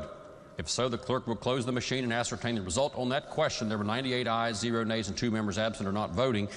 Majority of members having voted in the affirmative, the chair declares the bill passed. The clerk will please report the title. Committee substitute for Senate Bill 280, relating to e-commerce modernization. Are there amendments to the title? If not, the title is read by the clerk. Will be and remain the title of the bill. The clerk will please communicate the action of the House to the Senate. Next bill on third reading. Senate Bill 372, providing greater discretion to West Virginia Board of Medicine to approve graduate clinical training. Are there objections to having the bill explained in lieu of having it read? There are no objections. The gentleman 28th, Doug Pack, to explain the bill. Thank you, Mr. Speaker, and good morning. Senate Bill 372 is a dual-purpose bill. The first thing that it does is it allows greater discretion to the Board of Medicine when examining the similarities between postgraduate training for oftentimes programs, graduates of foreign programs. The other thing that it does is it grants that a temporary license will be treated the same as a permanent license for the purpose of gaining a DEA license number. That's the bill, Mr. Speaker. I urge its passage. The question before the House is, shall the bill pass? Are there members who wish to speak to passage of the bill? If not, those in favor of passage will vote aye. Those opposed will vote no. The clerk will prepare the machine.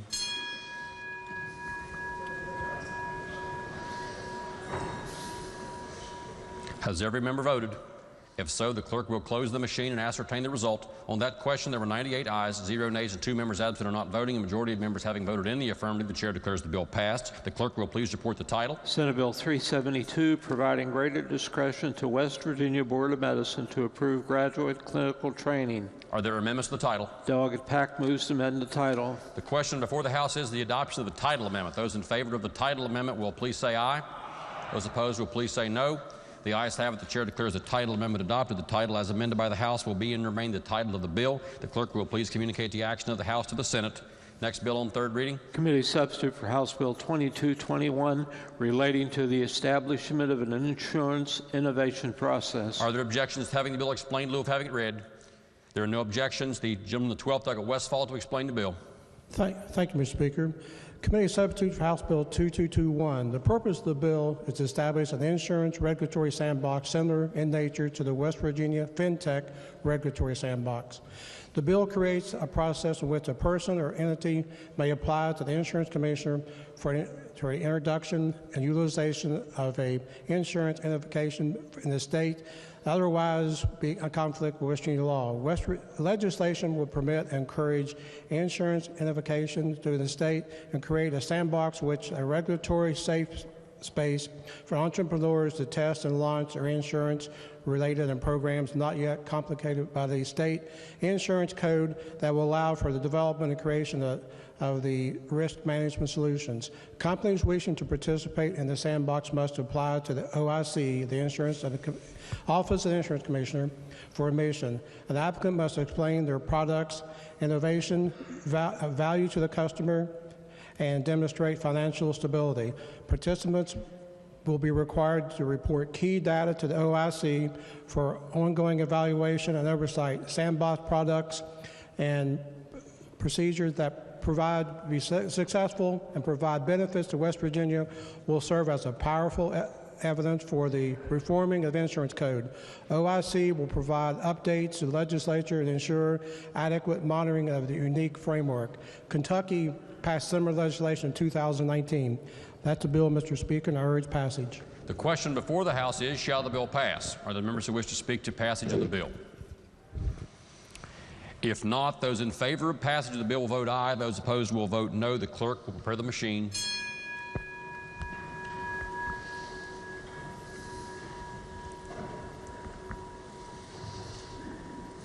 Has every member voted?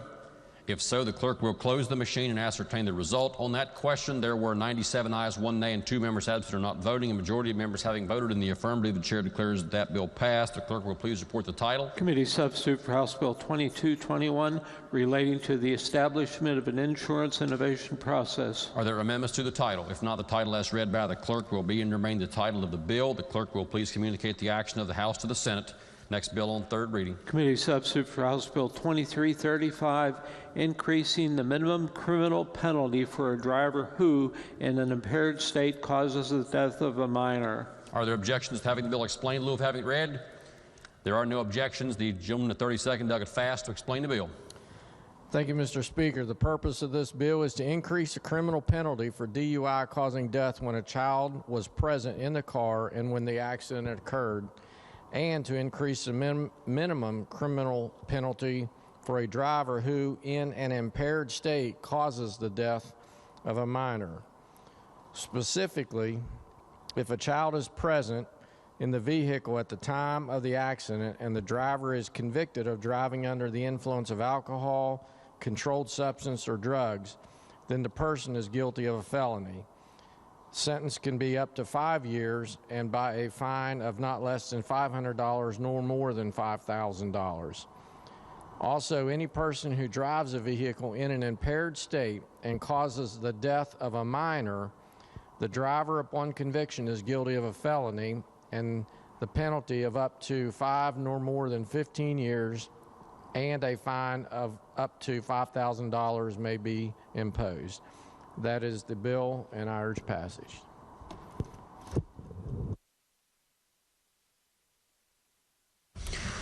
The question before the House is, shall the bill pass? The gentleman from the 37th, Douglas Pushkin, is recognized. Thank you, Mr. Speaker. Would the Vice Chair yield for a question? Thank you, sir. I asked a similar question in committee just for the benefit of the body. Would this pertain to, say you have two high school students, one's 18, one's 17, the driver's 18, would that pertain to the 18-year-old? Yes, technically, but yes. Thank you. The lady from the 51st, Douglas Fleshauer, is recognized. Thank you, Mr. Speaker. Would the gentleman continue to yield? Yes. I'm trying to figure out the difference between these two sections, and I must be missing something.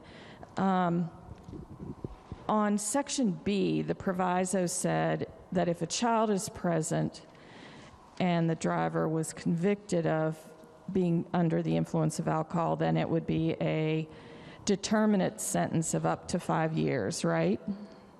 Yes. Okay, but then if you go to the other section, which is also B, but it's in 2, it's under the influence of alcohol also.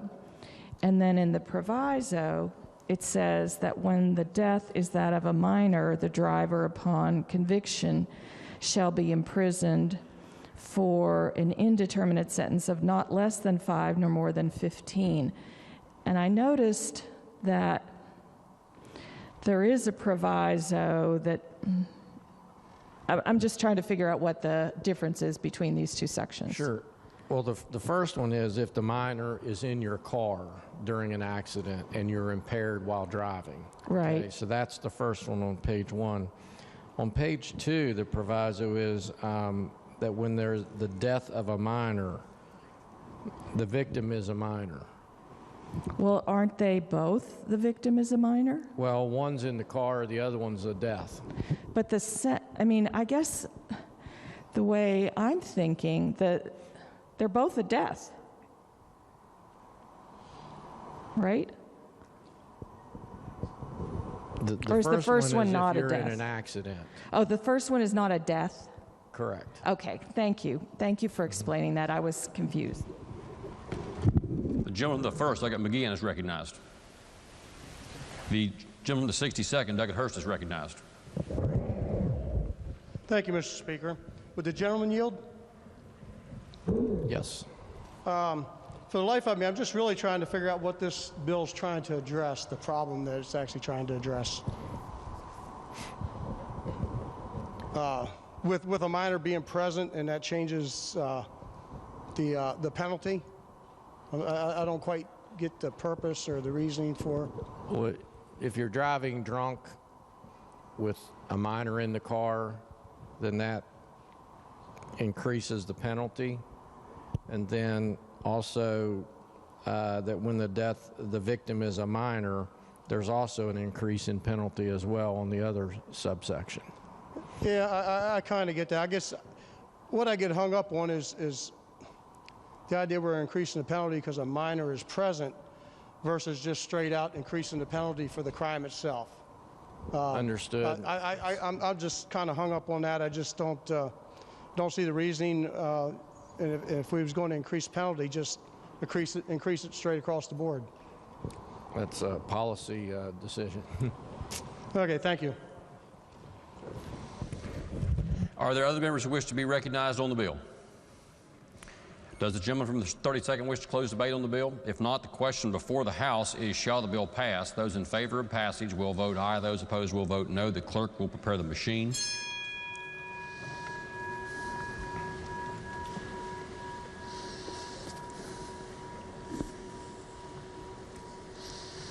Has every member voted? If so, the clerk will close the machine and ascertain the result. On that question, there were 88 ayes, 10 nays, and 2 members absent or not voting. A majority of members having voted in the affirmative, the chair declares the bill passed. The clerk will please report the title. Committee substitute for House Bill 2335, increasing the minimum criminal penalty for a driver who, in an impaired state, causes the death of a minor. Are there amendments to the title? If not, the title as read by the clerk will be and remain the title of the bill. The clerk will please communicate the action of the House to the Senate.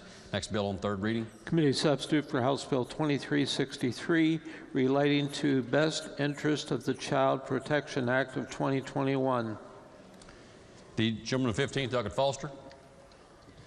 Thank you, Mr. Speaker. I would ask unanimous consent to amend on third to fix a technical error in the amendment we passed last week.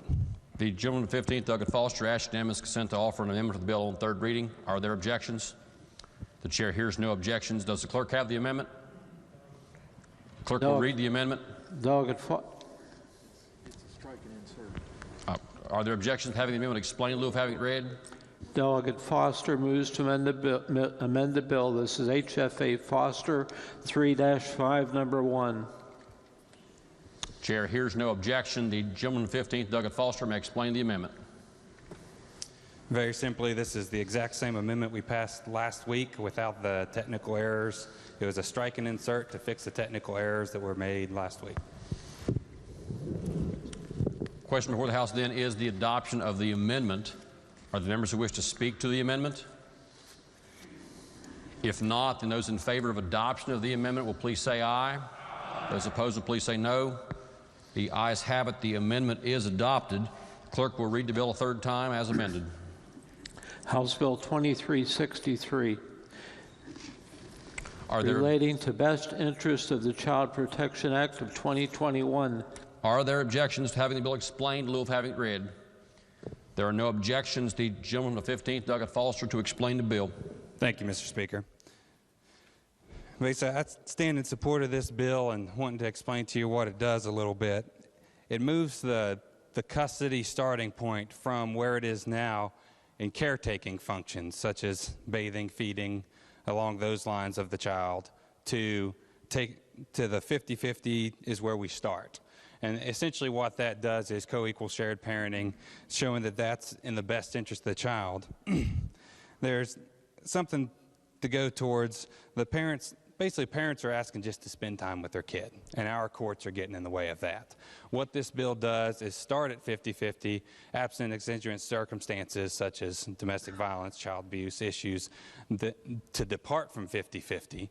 These right here, it allows them to spend that time with their child, which has been shown to be more beneficial for the child than doing it based solely on caretaking functions and more of along the lines of one child or one parent versus the other gets more time with the child. If you want to look at the psychological studies that I'm referring to, it's Warshak, Fabricius, Schroeder, Nielsen, and basically these advocate for the best interest of the child is to have both parents involved in their life. So that's what we're leaning on for that, and then also Kentucky already did this years before, so we're leaning on those as well.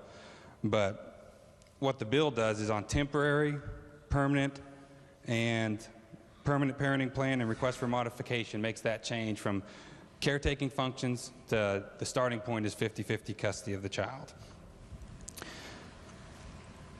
And then on those, the reasons to depart, let me get those for you so that I can read them real quick.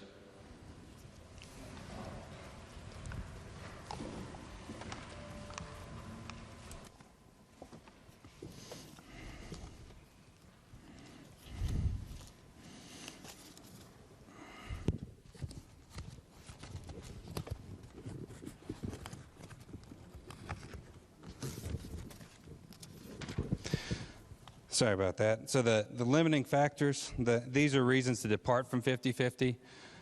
And it's the limiting factors as set forth in 48.9.209 of this code. Also, incompetence, abuse, neglect as set forth in 48.9.204A of this code. If any of those are present, or any parent, guardian, or anyone residing in the home of the parent or guardian is actively using or has in the past 6 months used illegal drugs or illegally obtained prescriptive drugs, is currently incarcerated, has abandoned the child in accordance with 4822-306, that has been convicted of a crime of murder, rape, malicious assault, abduction, kidnapping, aggravated battery, domestic violence, child neglect, abuse, child sexual abuse, child exploitation, child trafficking, or the sale of a child under any state and law, including as grounds for finding of incompetence or neglect or abuse. So all these are also in those 3 factors of findings for incompetence, neglect, or abuse. And those are the reasons to depart from 50-50. But again, what it is, it moves towards a 50-50 custodial arrangement in the temporary plan, the permanent parenting plan, and in request for modification. So if you have any questions, feel free to ask. The question before the House is, shall the bill pass? Are there members who wish to speak to passage of the bill? The gentleman from the 51st, Douglas Hanson, is recognized. Thank you, Mr. Speaker. Would the gentleman yield for a few questions? Yes.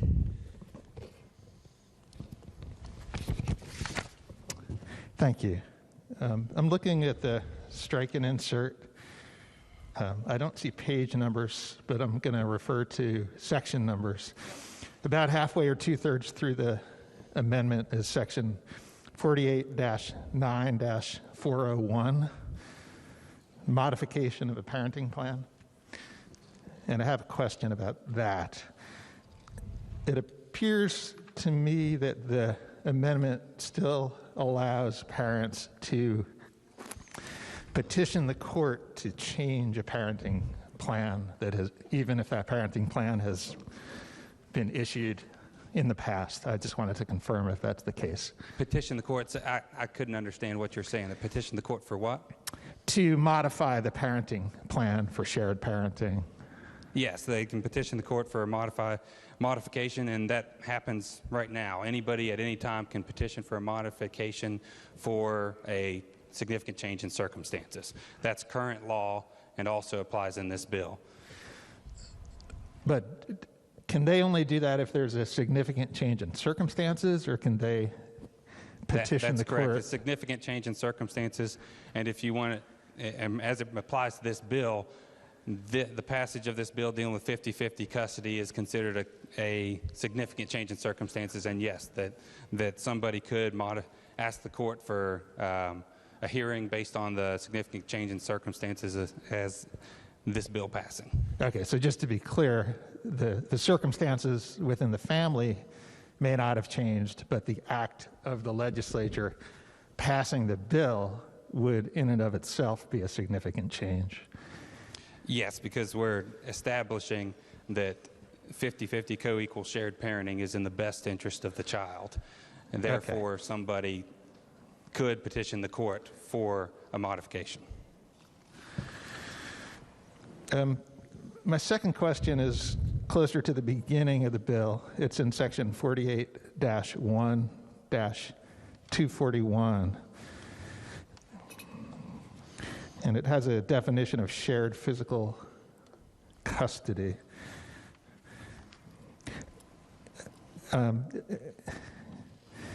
This is a section of the bill that talks about a full adversarial judicial hearing. Can you explain what that hearing would be like? There is, in the definition section, there is a full adversarial judicial hearing definition. Give me a minute, I'll get there.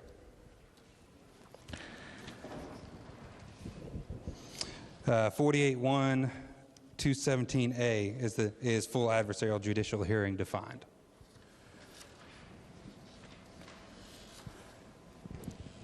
Okay.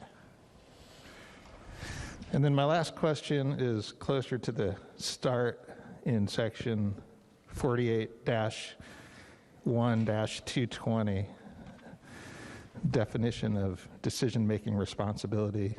And it appears that there's some text that's both underlined and stricken through. Just wanted to ask. Basically, there's a stipulation in there that says that the court shall not have basically one parent interfering in the spiritual guidance of another. This was part of the amendment that was passed. And I just, basically the stipulation was it's better just to keep the court out of spiritual guidance situations. And so that was stricken just to remove it from the bill. So you're striking through what was previously underlined? Is that correct? Right? Okay. Thank you. Thank you, Mr. Speaker. The gentleman from the 6th, Dr. Kelly, is recognized.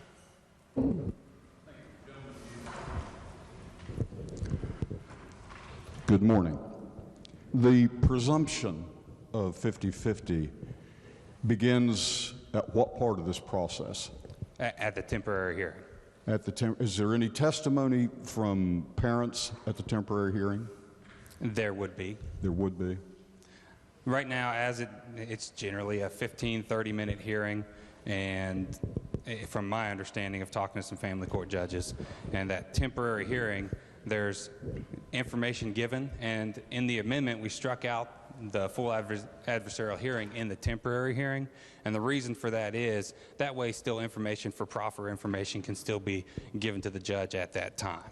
So if in this temporary hearing testimony was taken and it was determined that one of the parents was dealing with one of the issues you outlined, one of the crimes, the judge could then say, no, we're not doing the shared custody. Is that correct? That's correct. And it's not just crimes either. There's more to it than that. Sure. And in temporary custody is a little bit different than the others, because in the temporary parenting plan, also inserted in there is somebody who frequently leaves. This was added by amendment just now, and the frequently leaves the child in the care of a third party for the pursuit of their own pleasures is also a reason to depart from 50-50. Okay. And one more follow-up. This does not tie the hands of the family court judge as far as determining that it is not in the best interest of the child to have shared custody. To have shared custody, I mean, to some extent it does. Because if you're not running into these circumstances, I mean, they can't just say, well, I don't, like, for example, just say, well, I don't like you, so it's against that. If I don't like you, then you can't have shared custody. It's not in the best interest of the child. And obviously, we would hope none of our judges are making that decision. But I'll give you an example of a quote from a judge is that I believe the quote went, so if a father or if a child is not old enough to go fishing with his father, then the father should not have any custodial rights to that child, which is a very odd assertion. And obviously, we wouldn't want our judges making custodial decisions based on that, but that's what was said, and that would be one of the things, for example, that would be prevented here. Right. Okay. But I guess my point is that's way out there. Would you agree with that? That assertion from a judge is way out there. If there was a question about the safety of the child at the first hearing, the judge's hands would not be tied to go ahead and say it's not in the best interest of this child to do this. Correct. Is that correct? Yes, that's correct. And for the record, you do like me, right? I have not been sworn in, but yes. Thank you. Thank you, Mr. Speaker. The lady from the 51st, Dr. Fleischauer, is recognized. Thank you, Mr. Speaker. Would the gentleman continue to yield? Yes. So one of the gentlemen from the 51st was asking you questions about a section towards the end, I think it was section 401, that allows opening up prior divorces to litigate whether or not they have 50-50 parenting. Yes. How far back can that go? Well, I would assume at the most 17 years, because then the child would no longer be a minor. So 17 or 18? Yes. Okay. And then I also wanted to ask, and how do you, is that anywhere in the bill, or is that just an assumption because there has to be a child? Yeah, they have to be a child, or you wouldn't be doing custodial allocation of them. Okay. And then there's also language, and maybe it's new language, about the standards for departing from the 50-50. And I think that is in section 9206. Where it says that the court must document that shared physical custody would endanger the child's physical, mental, or emotional health. And is that standard anywhere else in the bill?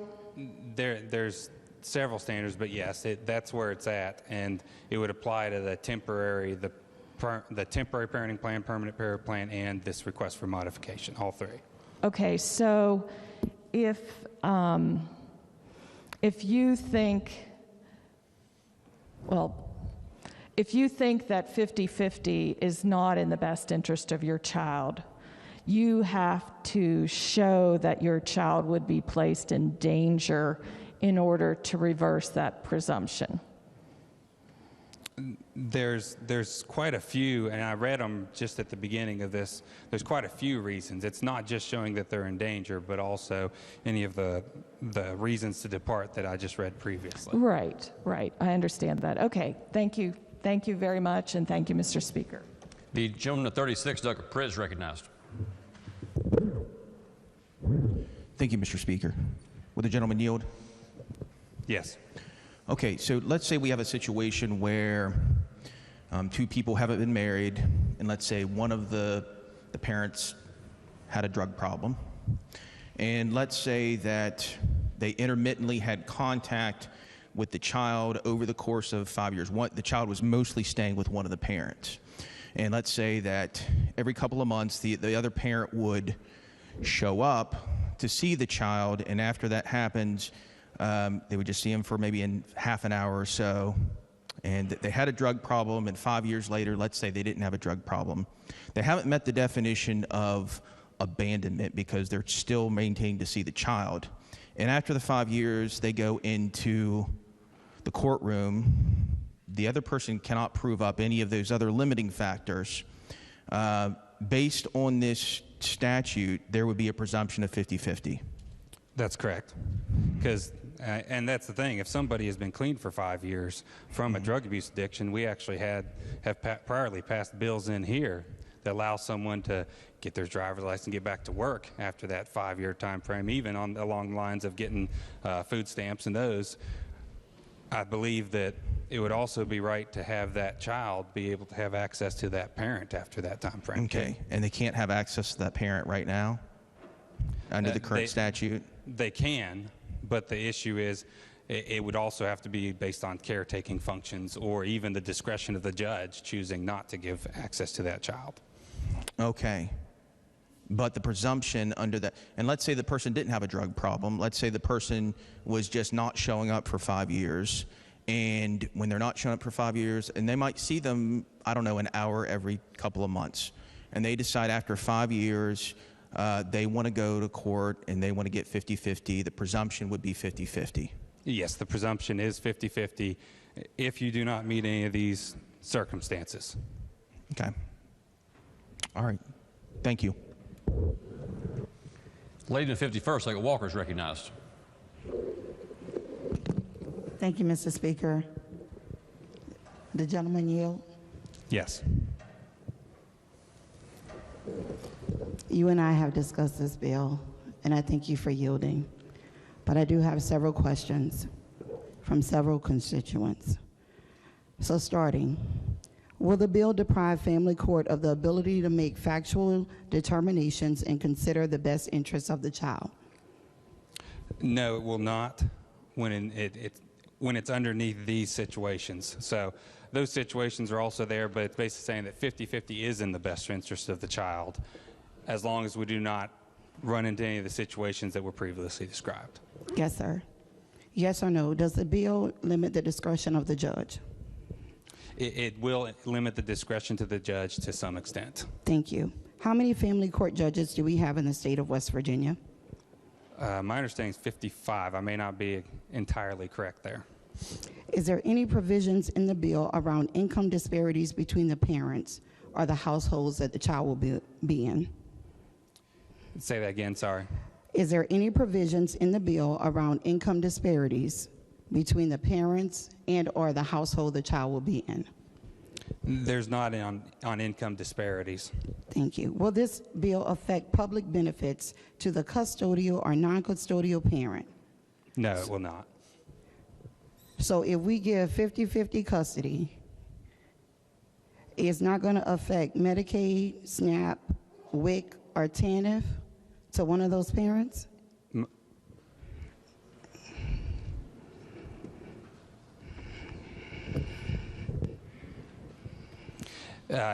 My understanding is no, it wouldn't, unless, for example, one parent had it, the other didn't. They got 50-50 custody. Let's say they didn't have any custody and they were on TANF or SNAP or something along those lines. The child came over to their household then if they didn't have custody before and they do now, then the child would fall under those benefits. But specifically, it doesn't affect any of those benefits. So let me give you a scenario. We have one parent who is below poverty, and that child has Medicaid. But we have 50-50. In the month of August, the child is going to go with the other parent who is at a higher income level. Does that child lose that Medicaid when it gets in that higher income household? My understanding is no. I'm not real familiar with that, but at the same time, they're also gaining access to that income as well, as in they're going to be cared for by the parent that has the higher income. So how long will it take for that parent to get that child on their health insurance? I'm not sure. I'm not versed in health insurance, but... And so when that child goes back to that low-income household, will that application process for Medicaid start over again? And what is that waiting period?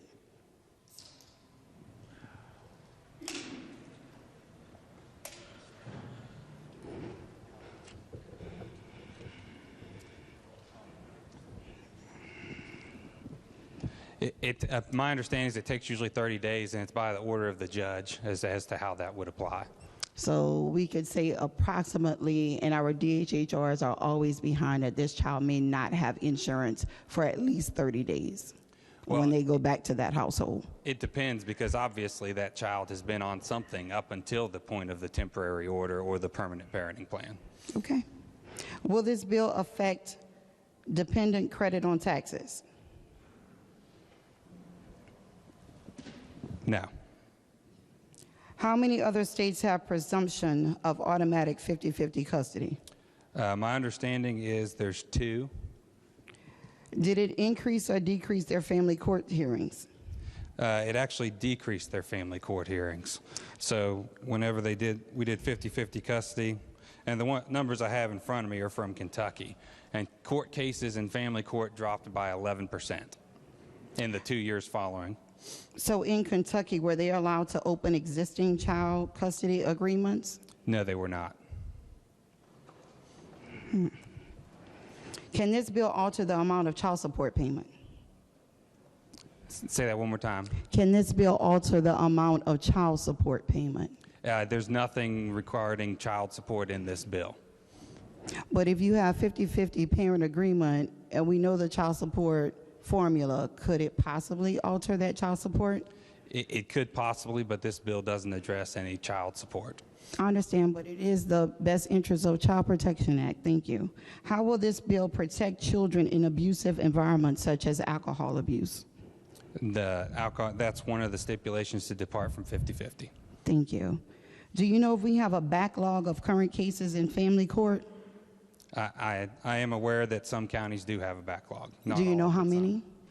I'm not aware of how many. What is the percentages of cases in family court that has no attorney? So one of the parents don't have an attorney. I'm not sure of the exact amount. Are attorneys appointed in family court? No, they're not. How many clients did legal aid have in 2019? Sorry, one more time. How many clients did legal aid have in 2019? I don't know. 8,170. What percentage of those were family law cases? I don't know. 45%. What percentage of the family law cases dealt with domestic violence or sexual assault? I'm not sure the exact amount. 51% of that number. What about in 2020? Do you have those numbers? Clients of legal aid? No, I don't. 6,559. Do you know the percentage of family law? No. 46%. Percentage of domestic violence or sexual assault? I don't. 53% of those numbers, and that was last year. Might be better for discussion rather than asking me the questions. It's what my constituents sent, Delegate. I just wanted to put it out there. Will this bill allow the abuser to threaten the victims of domestic violence with access to the children? No, it won't. And what stipulations do we have in this bill for that protection? They're completely barred. The 50-50 custody, that's a reason to depart, is the domestic violence, child abuse, neglect, abandonment. Those were all stipulations to depart from 50-50. Will this bill possibly force victims of abuse to stay in a situation to protect their children versus fearing 50-50 custody? I don't believe it will. Do we have any data on that? Well, if you want to look at Kentucky, that's the only one I have in front of me here, but I mean, domestic violence cases declined by 248 in 2017, the year after the bill was passed, and an additional 445 in 2018. So the 2 years whenever the full effect of the bill went into place. So do you have those legal aid numbers for domestic violence in Kentucky also? No, I don't. How many court cases do we have a custodial parent violating a parent plan? Violating a parenting plan? Yeah, from the custodial parent. How many cases have we had in that, let's say in 2020? I'm not sure how many there are. Okay. How many court cases do we have a violation of a parent plan being violated by the non-custodial parent of not taking advantage of spending time with that child? I'm not sure how many there are. Okay. How many current cases in West Virginia are not 50-50 custody? I'm not sure exactly how many there are, but it's the majority. Could this bill potentially force a child to move to a different school district with the 50-50 custody? Child custody is not considered within this bill. Okay. And then also on the school district, that's actually, several family court judges have said that that's a difficult determination right now as trying to find out which district they should be in. Thank you. When is a gal appointed to a case? A guardian ad litem? Yes, sir. When, my understanding is when the judge believes it's necessary. What is the purpose of a guardian ad litem? To basically when the parents are unfit, the guardian ad litem is acting as the custodial for the child in a stance of in the court case, representing the child. Do you know how many gals we have in dealing with West Virginia custody cases currently? A lot. I don't know how many. Okay. Could the parents have access to any statements a child has made to a gal to potentially place the child in danger with this current bill? I'm being told yes. Are you aware that according to Deputy Secretary Jeremiah Samples' testimony during the DHHR budget presentation that there were 33,000 calls to CPS last year? Were you aware? I wasn't at the Okay. health According to DHHR Child Welfare Ombudsman data, over 33% of the CPS calls in 2020 were screened out and did not have an investigation because although there was enough concern that someone called CPS, there wasn't enough evidence, information for the CPS to open an investigation. Is there any protection in this bill to protect those children of someone calling, but we didn't do the investigations? So the bill deals entirely with child custody disputes, not with CPS, not with the ombudsman. It doesn't deal with those issues. The protections in the bill are based in child custody, and what was read earlier, the limiting factors that are listed in code, plus also child abuse and neglect and the many others that I read off to you earlier to protect, basically prevent allow a separation from 50-50 if any of the parents are involved in any of those or someone within the residence. Is there anything in current code that prohibits 50-50 custody? There's not anything that prohibits 50-50 custody. It's something that's allowable, except for the caretaking functions is the issue, because caretaking functions is what many of the judges, I wouldn't say most, are relying upon, and that is essentially something that is hairbrushing, caretaking, being bathing, taking doctor's appointments along those lines. But then those are not something, so if somebody works, for example, for 12 hours a day, and they may spend every second of the day with their child when they're home, but because they were working, they're not performing those caretaking functions during those hours, then that essentially prohibits somebody who was working for the provision of the household from having 50-50 with their child. I appreciate your patience. Last question. Is there anything in the bill to give the judge discretion to rule other than 50-50 if there were multiple reports to CPS, but CPS did not investigate the reports? It would be, at the temporary hearing, it's information by proffer. So if that could be, or any of this could be proven by the preponderance of the evidence, then the judge can depart from 50-50. Thank you, sir. I appreciate you. May I speak to the bill, Mr. Lady Speaker? is recognized. Best Interest of the Child Protection Act of 2021. I put in work. I just didn't do my job with House Bill 2363. I listened to every call that was made to my office. I answered every message, and I listened to each person's truth. See, despite of what you think of me and how you critique me, what me and this gentleman from the 15th have in common, we are both 50-50 children. What we may not have in common is that I am a survivor of sexual assault and domestic violence.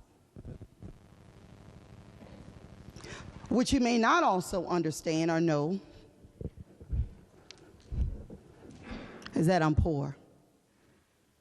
I'm not middle class. I work 5 jobs, 3 paying.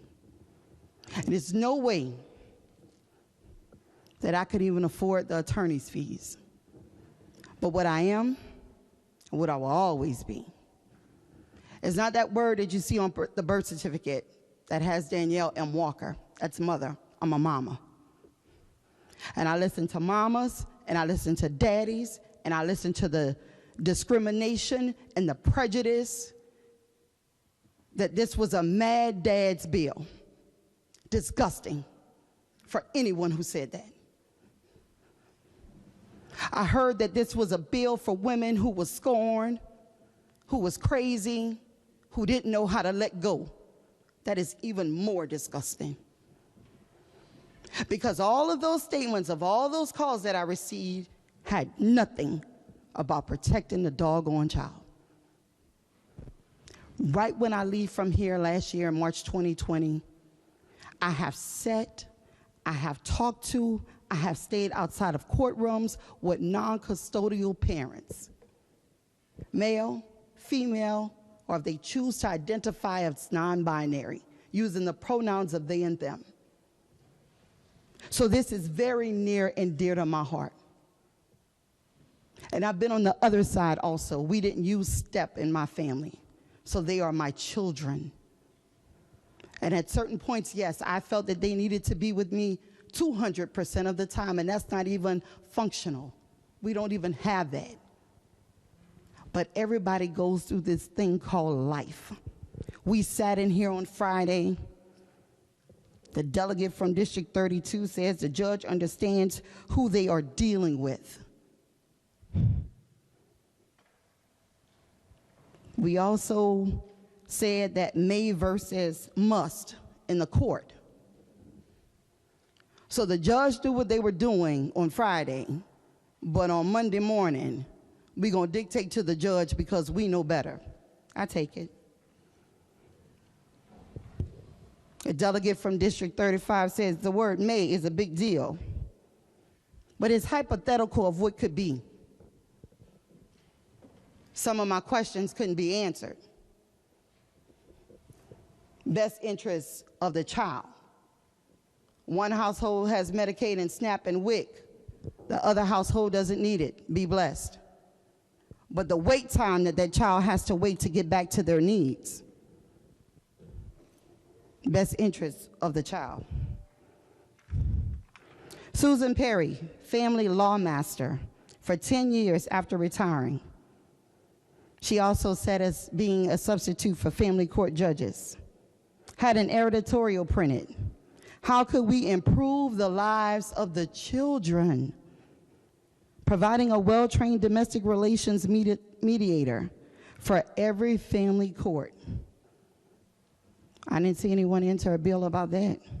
Requiring that run for an appointed to family court judge positions have at least 5 years experience in the practice of family law. I don't see no changes in code for that. But the last one, to mandate a guardian ad litem be appointed in any situation where it appears that a person parenting time will be in the range of 35% or less. This is a hard vote for me because I listen to those non-custodial parents. And I really listen to hear my colleague from the 15th.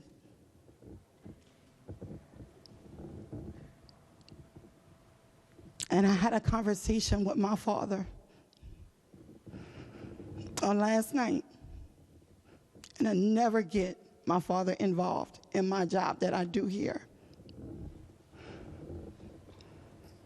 And he said, honey, I was able to fight for you. And I did it just to drag your mother through the mud because I knew she couldn't afford it. But when the judge put you on the stand at 6 years old and said which one you wanted to be with, and you said both, he said 50-50 custody, and it was done. My father is not a perfect man. Suffered with alcoholism. Though he never put his hands on me, I've never been spanked. The trauma in that home has affected me even till today. For that reason, with a heavy heart, for all the non-custodial parents, I will still stand by you, but I will be a no vote on this bill. Thank you, Mr. Speaker. The gentleman, the 16th, Douglas Mann, is recognized. Thank you, Mr. Speaker. Will the gentleman from the 15th yield, please? Yes.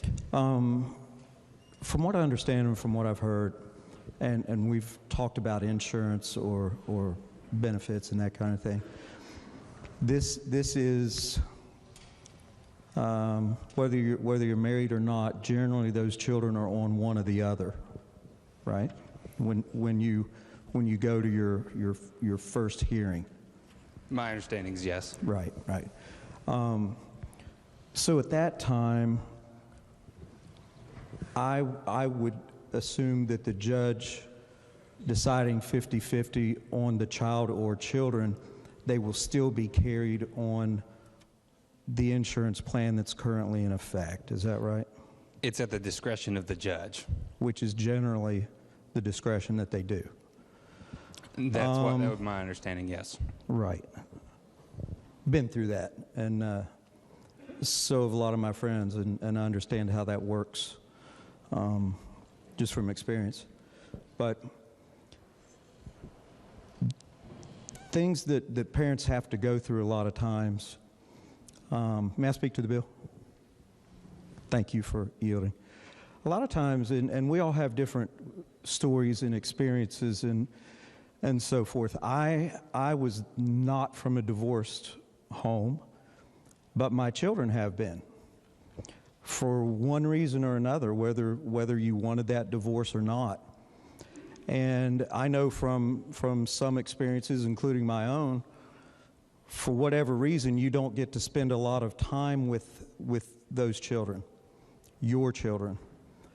And what happens, and I think what this bill will do and alleviate a lot of, is there's a lot of undue pressure on children from the side of the family that they're with for that extended amount of time.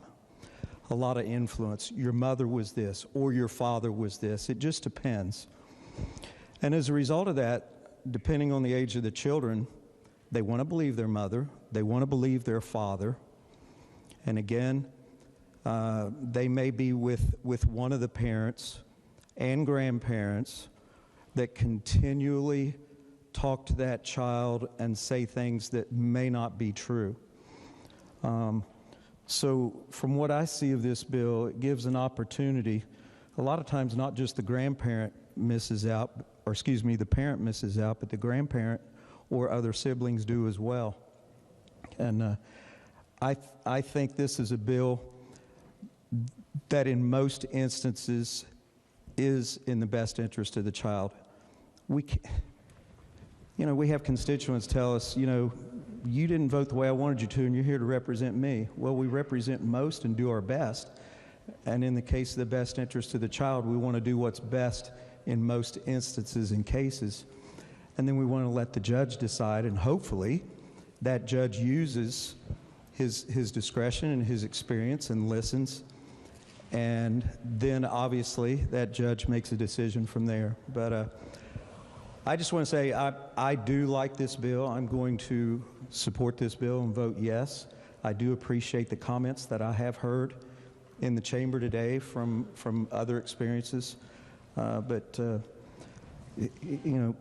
try and think of different instances that your friends have been through, or you as a family member, and where you are today. So that's all I have to say. Thank you. Are there other members who wish to speak to the bill before the chair recognizes the sponsor to close debate? The lady from 51st, Douglas Fleischauer, is recognized. Thank you, Mr. Speaker. Divorce is hard. It's wrenching, even when there's no child involved. It involves the dividing of the residence into two, which means it's automatically more expensive, double the amount. Now, I was criticized for telling a true story the other day, and I'm not going to tell a story today, but this bill makes me think of King Solomon. And you all know that story where Solomon takes a saber when two mothers are fighting over a baby and is about to cut the baby in half, and the one who's the real mother does not allow that to happen. So Solomon, who asked God for wisdom when he was asked, whatever would you want, is known for blunt solutions. And this solution is too blunt. Cutting the baby in half is not necessarily in the best interest of the child. All families are different. Cookie cutter solutions are not always in the best interest of the family, especially in domestic violence situations. This bill elevates equal parenting time above all other factors, including stability, which is one of the very best interests of the child. And that is well supported by the research. And it really takes away the discretion of the judge, especially the new standard about endangering a child. That's being, of course, there are other things, they're listed as reasons which 50-50 custody, but the new legal standard is to forgo 50-50. You have to prove that your child is endangered. Do you know what that's going to do to divorce? You have to prove that the person who is the parent of your baby is a monster. Do you think divorce cases are bad now? If you have to prove endangerment, just think how rotten everyone's lives are going to be. It's going to be, and then I think the worst thing about this bill, and there are good things. I mean, we all agree that if equal parenting would be the ideal, but that's the ideal when people get along. One of the biggest things, one of the things that I think is crazy about this bill is that it allows you to relitigate a divorce that occurred 17 or 18 years ago.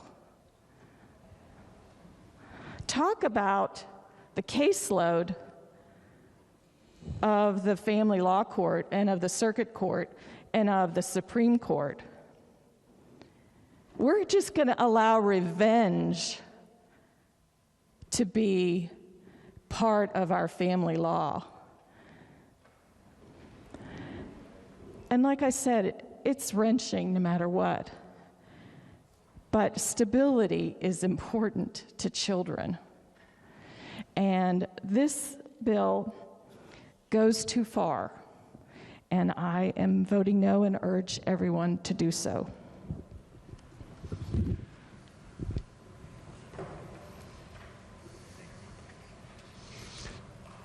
Gentleman 15th, Douglas Foster, to close debate on the bill. For what purpose does the gentleman 36 seek recognition? Thank you, Mr. Speaker. I would request to be excused from voting for the reasons we had discussed a couple of days ago. Correct. The member did speak to the chair for the reasons stated by the gentleman during that conversation. It would be the ruling of the chair that the gentleman belongs to a class of greater than 5 individuals and therefore would be directed to vote on the bill. All right. Thank you, Mr. Speaker. Gentleman 15th, Douglas Foster.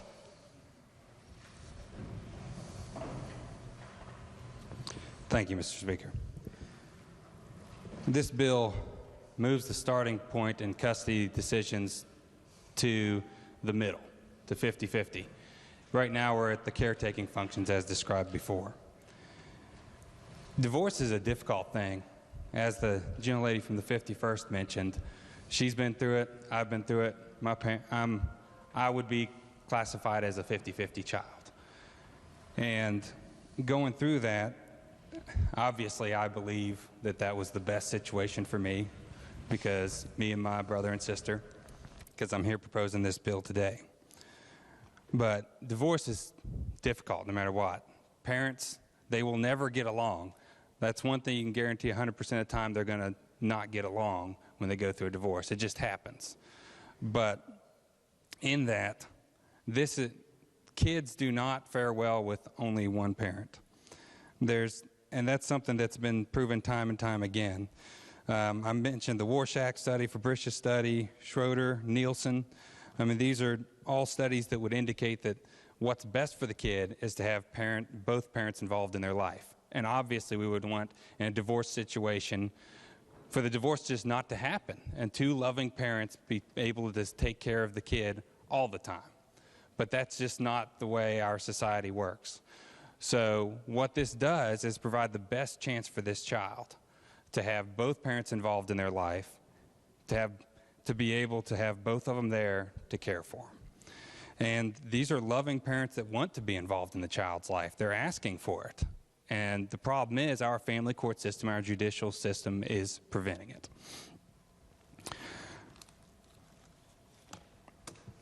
If we want to look at some statistics that are from the studies that I talked about before, well, first of all, we have the proof. Kentucky's already done this. So, and in that, when they did that, our cases dropped by 11% when Kentucky did this.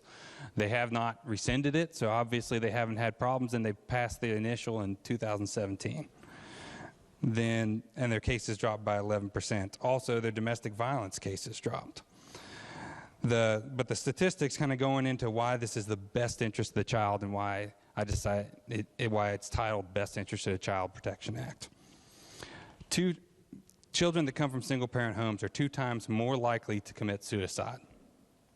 85% of children that come from a single-parent home 85% of children that come from a single-parent home are in the juvenile justice detention system. 85% of them come from a single-parent home.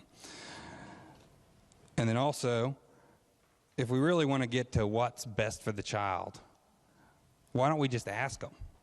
And that's the real question there. When surveyed of children that went through this situation, as in they were from a divorced home, 70% of them said that they preferred 50-50 custody, to have half their time with each parent.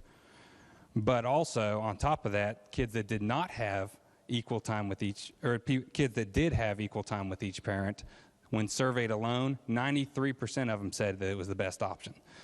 So just ask the kids. 93% of them that went through this situation believed that 50-50 was the best option.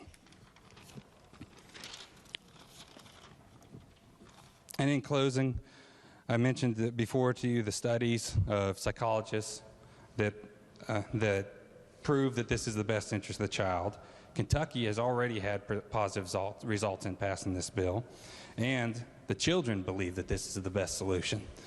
So what I ask is that children going through this difficult situation, you give them the best chance possible and allow them to have equal time with both parents whenever there are not these circumstances that would dictate otherwise.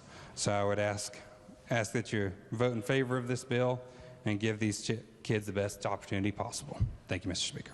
For what purpose does the gentleman 35th take a capital seek recognition? Thank you very much, Mr. Speaker. For the same reasons on amendment stage, I would ask for Rule 49. Yes, per the gentleman's request on amendment stage on this bill, it was the ruling of the chair that the gentleman did belong to a class of greater than 5 individuals and therefore should vote on the bill. The question before the House is, shall the bill pass? Those in favor of passage will vote aye. Those opposed will vote no. The clerk will prepare the machine.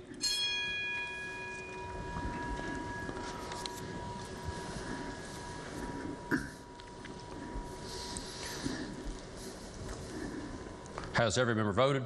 If so, the clerk will close the machine and ascertain the result on that question. There were 68 ayes, 31 nays, and 1 member absent or not voting. Majority of members having voted in the affirmative, the chair declares the bill passed. The clerk will please report the title. Committee substitute for House Bill 2363, relating to best interests of the Child Protection Act of 2021. Are there amendments to the title? Delegate Foster moves to amend the title. The question before the House is the adoption of the title amendment. Those in favor of the title amendment will please say aye. Those opposed will please say no. The ayes have it. The chair declares the title amendment adopted. The title as amended by the House will be and remain the title of the bill. The clerk will please communicate the action of the House to the Senate. Next bill on third reading. House Bill 2701, relating to authorizing the Division of Rehabilitation Services to approve acceptable training programs required for low vision individuals to obtain a Class G driver's license. Are there objections to having the bill explained in lieu of having it read? There are no objections. The gentleman of the 29th, Douglas Steele, to explain the bill. Thank you, Mr. Speaker. The purpose of this bill is to permit the Division of Rehabilitative Services to approve driver training programs for individuals with low vision in areas of the state outside Charleston to offer greater flexibility and opportunities for people to obtain a Class G driver's license or permit. That is the bill, Mr. Speaker, and I urge passage. Question before the House is, shall the bill pass? Are there members who wish to speak to passage of the bill? The gentleman at 36, Douglas Rose, recognized. Thank you, Mr. Speaker. If the delegate from Raleigh would answer a question, what is a Class G license? I mean, does it's it the just one that permit... comes after F and before H, and what it deals with. I'm picking at you.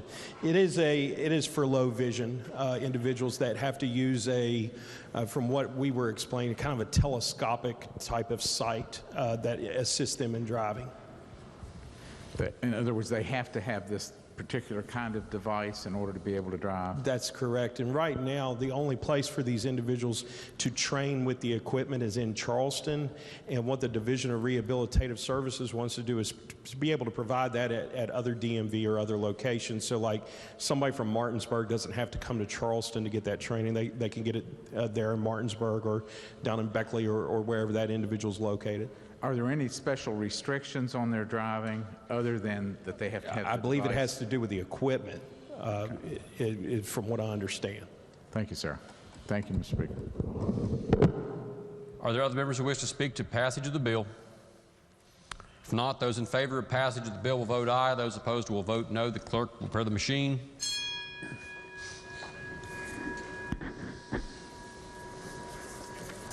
Has every member voted?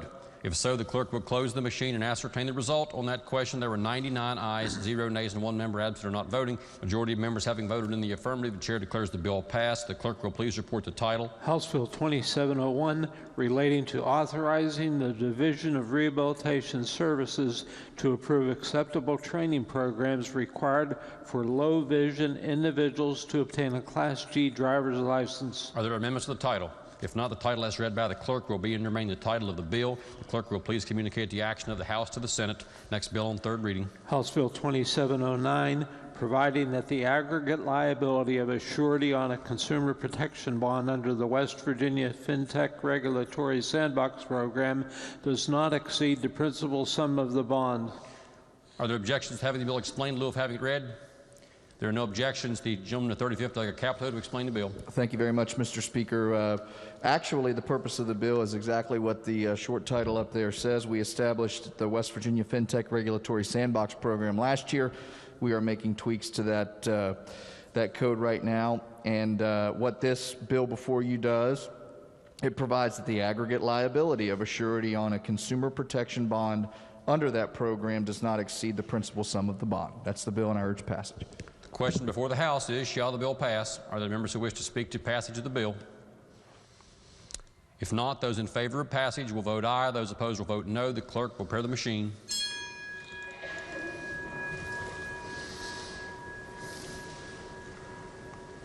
Has every member voted? If so, the clerk will close the machine and ascertain the result. On that question, there were 98 ayes, 1 nay, and 1 member absent or not voting. A majority of members having voted in the affirmative, the chair declares the bill passed. The clerk will please report the title. House Bill 2709, providing that the aggregate liability of a surety on a consumer protection bond under the West Virginia FinTech Regulatory Sandbox Program does not exceed the principal sum of the bond. Are there amendments to the title? If not, the title as read by the clerk will be and remain the title of the bill. The clerk will please communicate the action of the House to the Senate. Next bill on third reading. House Bill 2764, allow the Division of Financial Institutions to enter into reciprocity agreements with other jurisdictions that operate similar programs to the West Virginia FinTech Sandbox Program. Are there objections to having the bill explained in lieu of having it read? There are no objections. The gentleman of 35th, Delegate Capito, to explain the bill. Thank you very much, Mr. Speaker. This bill also relates to the West Virginia FinTech Sandbox and provides that the Division of Financial Institutions may enter into reciprocity agreements with other states that have similar programs in place. Those states are very few at this point, but the purpose of the bill is to encourage entrepreneurs to come to West Virginia and take part in our FinTech Sandbox, whether they've started in other states and they want to come to West Virginia and vice versa. So, Mr. Speaker, it's a good bill. I urge passage. The question before the House is, shall the bill pass? Are there members who wish to speak to passage of the bill?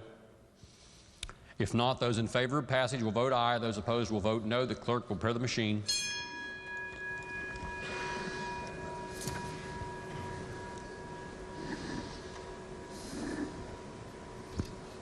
Has every member voted?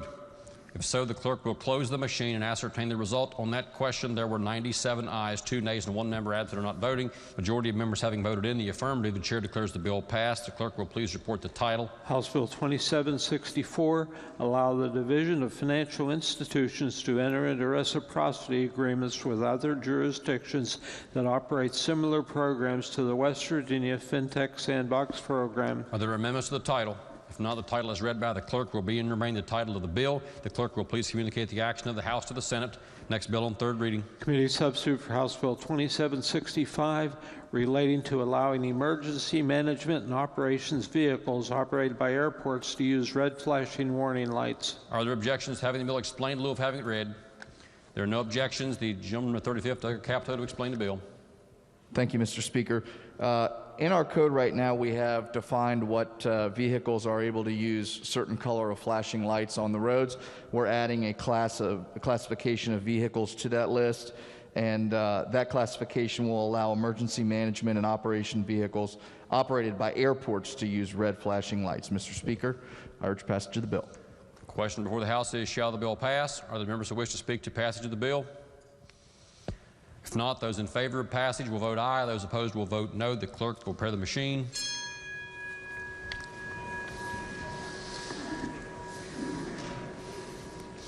Has every member voted? If so, the clerk will close the machine and ascertain the result. On that question, there were 99 ayes, 0 nays, and 1 member absent or not voting. A majority of members having voted in the affirmative, the chair declares the bill passed. The clerk will please report the title. Committee substitute for House Bill 2765, relating to allowing emergency management and operations vehicles operated by airports to use red flashing warning lights. Are there amendments to the title? If not, the title as read by the clerk will be and remain the title of the bill. The clerk will please communicate the action of the House to the Senate. Next bill on third reading. House Bill 2905, relating to repealing the prohibition against the use of certain words. Are there objections to having the bill explained in lieu of having it read? There are no objections. The gentleman, the 17th, Dr. Rohrbach, to explain the bill. Thank you, Mr. Speaker, and good afternoon, ladies and gentlemen. House Bill 2905 seeks to repeal the criminal penalty for a doctor to use the term doctor in an advertisement or other public information without using initials designating the type of doctor he or she is. I urge passage. The question before the House is, shall the bill pass? Are there members who wish to speak to passage of the bill? The gentleman from the 30th, Douglas Bates, is recognized. Thank you, Mr. Speaker. Doctor. Yes. Will the gentleman yield? Thank Gladly. you, my friend from Campbell. Are we referring just to medical doctors, or are we referring to doctors of theology, divinity, pharmacy, nursing? All doctors. And I'll go back to the code that is being repealed. And it just simply says, it shall be unlawful for any person to use the prefix doctor or DR period in connection with his name in any letter, business card, advertisement, sign, or public display of any nature whatsoever. And then it goes on to prescribe a penalty, which is a fine of not less than $10 nor more than $500, or imprisonment in a county jail for not more than 12 months, or both. So I can call myself a doctor if I'm not a doctor now and it not be a criminal act. Is that correct with the passage of this bill? I think impersonating a doctor is a crime now and will remain a crime. Then what are we doing? I think this is we are repealing a section of code that has only been used one time since, I believe, 1931. And it was thrown out the day after it was used. So there's a legal case that this... That would be correct to the gentleman. So it's still a crime to call yourself a doctor if you're not a doctor? Correct.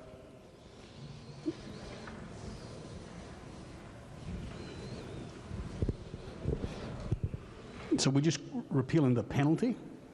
That would be basically the case. So it's still a crime, but there's no penalty? There's no penalty. I mean, we're repealing the whole code.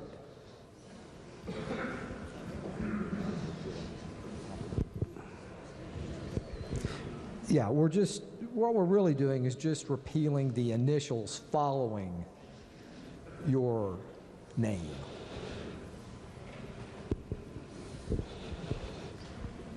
So I can call myself a doctor, I just can't put DR in front of my name? Could the gentleman elaborate? I mean, I'm just reading it's a very, very short bill. Well, it's basically a repeal of an antiquated code of state code.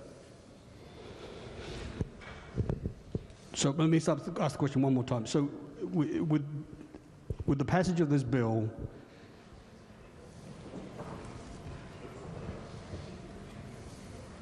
can I call myself a doctor if I'm not a doctor? I believe there's difference. I mean, in what respect? In advertisement or in actual solicitation of business and serving people? I would hope that, and it's still going to be, that you have to have the credentials to do what you say you can do. So if I go online and get an online degree in divinity, then I can call myself a doctor? Well, I'm not sure you're prohibited from calling yourself a doctor now. This Okay, just I'm simply sorry. deals with advertising. Okay, so this is just advertising. Correct.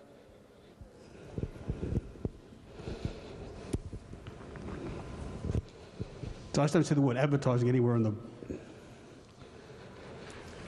I have no further questions. Thank you, Mr. Speaker. Thank you. Are there other members who wish to be recognized on the bill? The lady in the 38th, Douglas Graves. Thank you, Mr. Speaker. Would the Vice Chairman yield? Gladly. So I just want to make sure that I understand this correctly.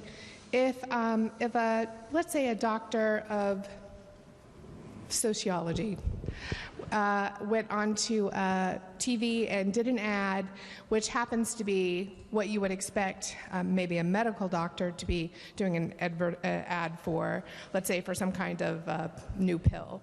And all they do is say that they're a doctor.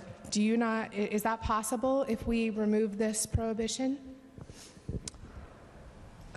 Could they do it with no penalty? There would be no penalty under that particular part, excepting that I believe you would have false advertisement if you're advertising something that you're not capable of doing. So my question is not dealing with that. It's an advertisement, right? So if you have an actual doctor of something that's not related to the medical field, they could come on, explain to everyone that they were a doctor, not have to qualify it with the fact that they're not a medical doctor, and talk about this pill. And I can see that this might be misleading in the minds of consumers because you have a doctor advocating for something that they're not qualified to advocate for if we repeal this.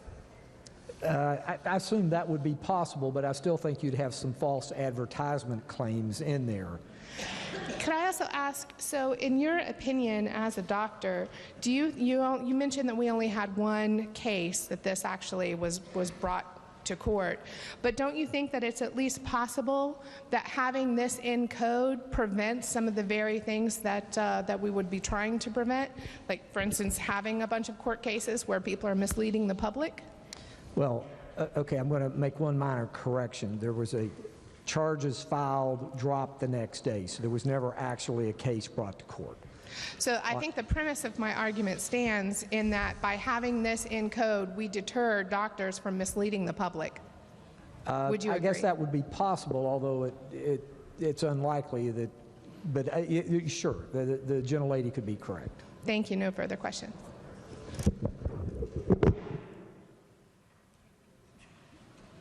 The gentleman of 37, Douglas Pushkin, is recognized. Thank you, Mr. Speaker. Would the Vice Chair yield? Gladly. Thank you.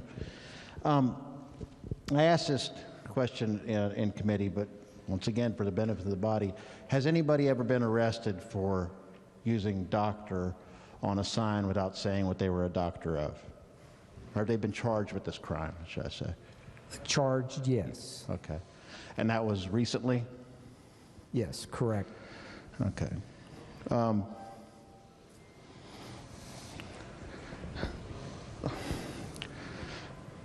Thank you. Briefly, just want to speak to the bill. Gentleman is recognized.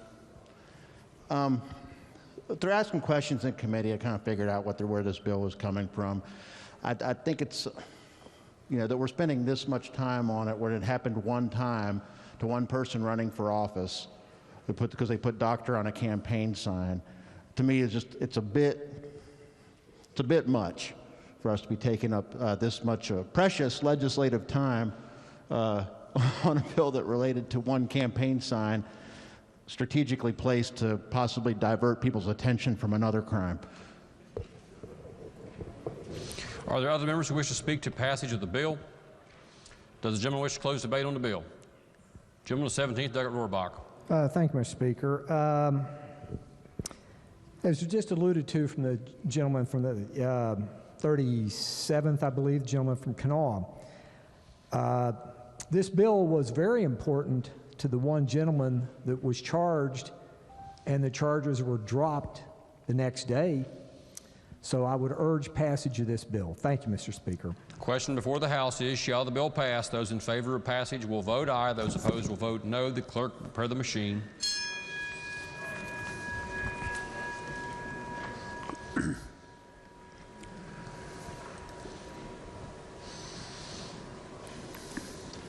Has every member voted? If so, the clerk will close the machine and ascertain the result. On that question, there were 76 ayes, 23 nays, and 1 member absent or not voting. Majority of members having voted in the affirmative, the chair declares the bill passed. The clerk will please report the title. House Bill 2905, relating to repealing the prohibition against use of certain words. Are there amendments to the title? If not, the title is read by the clerk. Will be and remain the title of the bill. The clerk will please communicate the action of the House to the Senate. Are there further bills on third reading? If not, bills on second reading. House Bill 2906, relating to the school building authority's allocation of money. Are there amendments? If not, the bill will be advanced. Are there further bills on second reading? If not, bills on first reading. Committee substitute for House Bill 2, Senate Bill 216, authorizing the Department of Commerce to promulgate legislative rules. Bill to be advanced. Senate Bill 296, relating generally to repealing certain rules. The bill to be advanced. Senate Bill 338, creating Fire Service Equipment and Training Fund. The bill to be advanced. House Bill 2598, altering the definition of an above-ground storage tank. The bill to be advanced. Committee substitute for House Bill 2674, relating to the administration of anesthetics. Bill to be advanced. Committee substitute for House Bill 2792, relating to the expansion of direct access to natural gas service for new customers. Bill to be advanced. House Bill 2957, relating to the repeal of outdated code sections. The bill to be advanced. House Bill 2958, relating to repealing outdated sections of state code. The bill to be advanced. Are there further bills on first reading? If not, leaves of absence. Lady from the 49th. Thank you, Mr. Speaker. For our colleague, Delegate Boggs. Are there objections to a leave being granted? There are no objections. Leave of absence will be granted. Introduction of guests. Miscellaneous business. Gentleman the third. Thank you, Mr. Speaker. I would move that the letter from Kenneth Matthews on House Bill 2257 be placed in the appendix of the journal, and I have a copy for the clerk. Question is the motion by the gentleman from the third that the letter, I'm sorry, the chair didn't get the gentleman's name. Kenneth Matthews be printed in the appendix of the journal. Is there discussion on the motion? If not, those in favor of the motion, please say aye. Those opposed, please say no. Ayes have it. Chair declares that motion adopted. Other miscellaneous business? If not, lady from the 49th. Thank you, Mr. Speaker. I move, subject to announcements, the House adjourn until 11 a.m. Tuesday, March 9th. Question before the House is, subject to announcements, the House stand adjourns at 11 a.m. tomorrow. Are there announcements? Yes. Lady from the 49th. Thank you, Mr. Speaker. Your Committee on Rules will meet at 10:45 tomorrow morning in the House Judiciary Committee room. Gentleman the 10th, Delegate Chris. Thank you, Mr. Speaker. Your Committee on Finance will meet today, March the 8th, at 4 p.m. in the House chambers. House Republican members of the Finance Committee will caucus at 3:30 in the Finance Committee room. The agenda will be posted. Thank you. Gentleman, 32nd, Doug Fast. Thank you, Mr. Speaker. Your Committee on Judiciary will not be meeting this afternoon. Gentleman, 13th, Doug Higginbotham. Thank you, Mr. Speaker. Your Committee on Education will meet today at 1:30 here in the House chamber. Republicans will caucus at 1 o'clock upstairs. So caucus with Republicans at 1, committee at 1:30. The agenda will be posted. Gentleman, 15th, Doug Foster. Thank you, Mr. Speaker.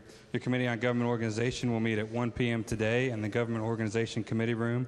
That agenda is posted. And Mr. Speaker, your Committee on Government Organization will also meet tomorrow in the Government Organization Committee room at 2 p.m. Gentleman, 17th, Doug Rohrbach. Thank you, Mr. Speaker. Your Committee on Health and Human Resources will meet tomorrow morning at 9 a.m. in the Government Organization room. The gentleman, the 10th, Doug Kelly. Thank you, Mr. Speaker. Your Committee on Energy and Manufacturing will meet tomorrow, Tuesday, March 9th at 9 a.m. in the House chambers. The agenda will be posted. Republican members will caucus in the Vice Chair's office, 201E, at 8:30 in the morning. Thank you. The gentleman, the 46th, Doug Burkhammer. Thank you, Mr. Speaker. The Faith First Caucus will meet tomorrow morning at 8 a.m. in the McManus room, room 252. Join us if you can. Thank you. The gentleman, the 22nd, Doug Maynard. Thank you, Mr. Speaker. Your Committee on Technology and Infrastructure will meet today at 6 p.m. in the chamber. The gentleman, the 19th, Doug Griffith. Thank you, Mr. Speaker. I think one of the most unpleasant characteristics we have as humans is discrimination. And over the weekend, there was an honoring of those black Americans who walked to Selma, Alabama in 1965 and were met at the Edmund Pettus Bridge with violence. Also, today is the International Day to honor women. Women, I think, are probably the only majority who are treated like a minority. And I would like for us all to thank and recognize the people of color and the women who serve in our legislature today that are doing the good work for the American people. But thank you all very much.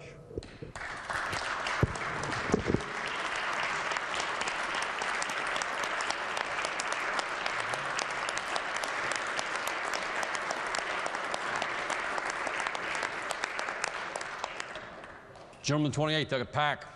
Thank you, Mr. Speaker. Republican members of your Committee on Health and Human Resources will caucus in my office today at 3 p.m. Are there further announcements? If not, the question before the House is the motion by the lady from the 49th that the House stand adjourned at 11 a.m. tomorrow. Those in favor will please say aye. Those opposed, please say no. The ayes have it. The House is adjourned at 11 a.m. tomorrow.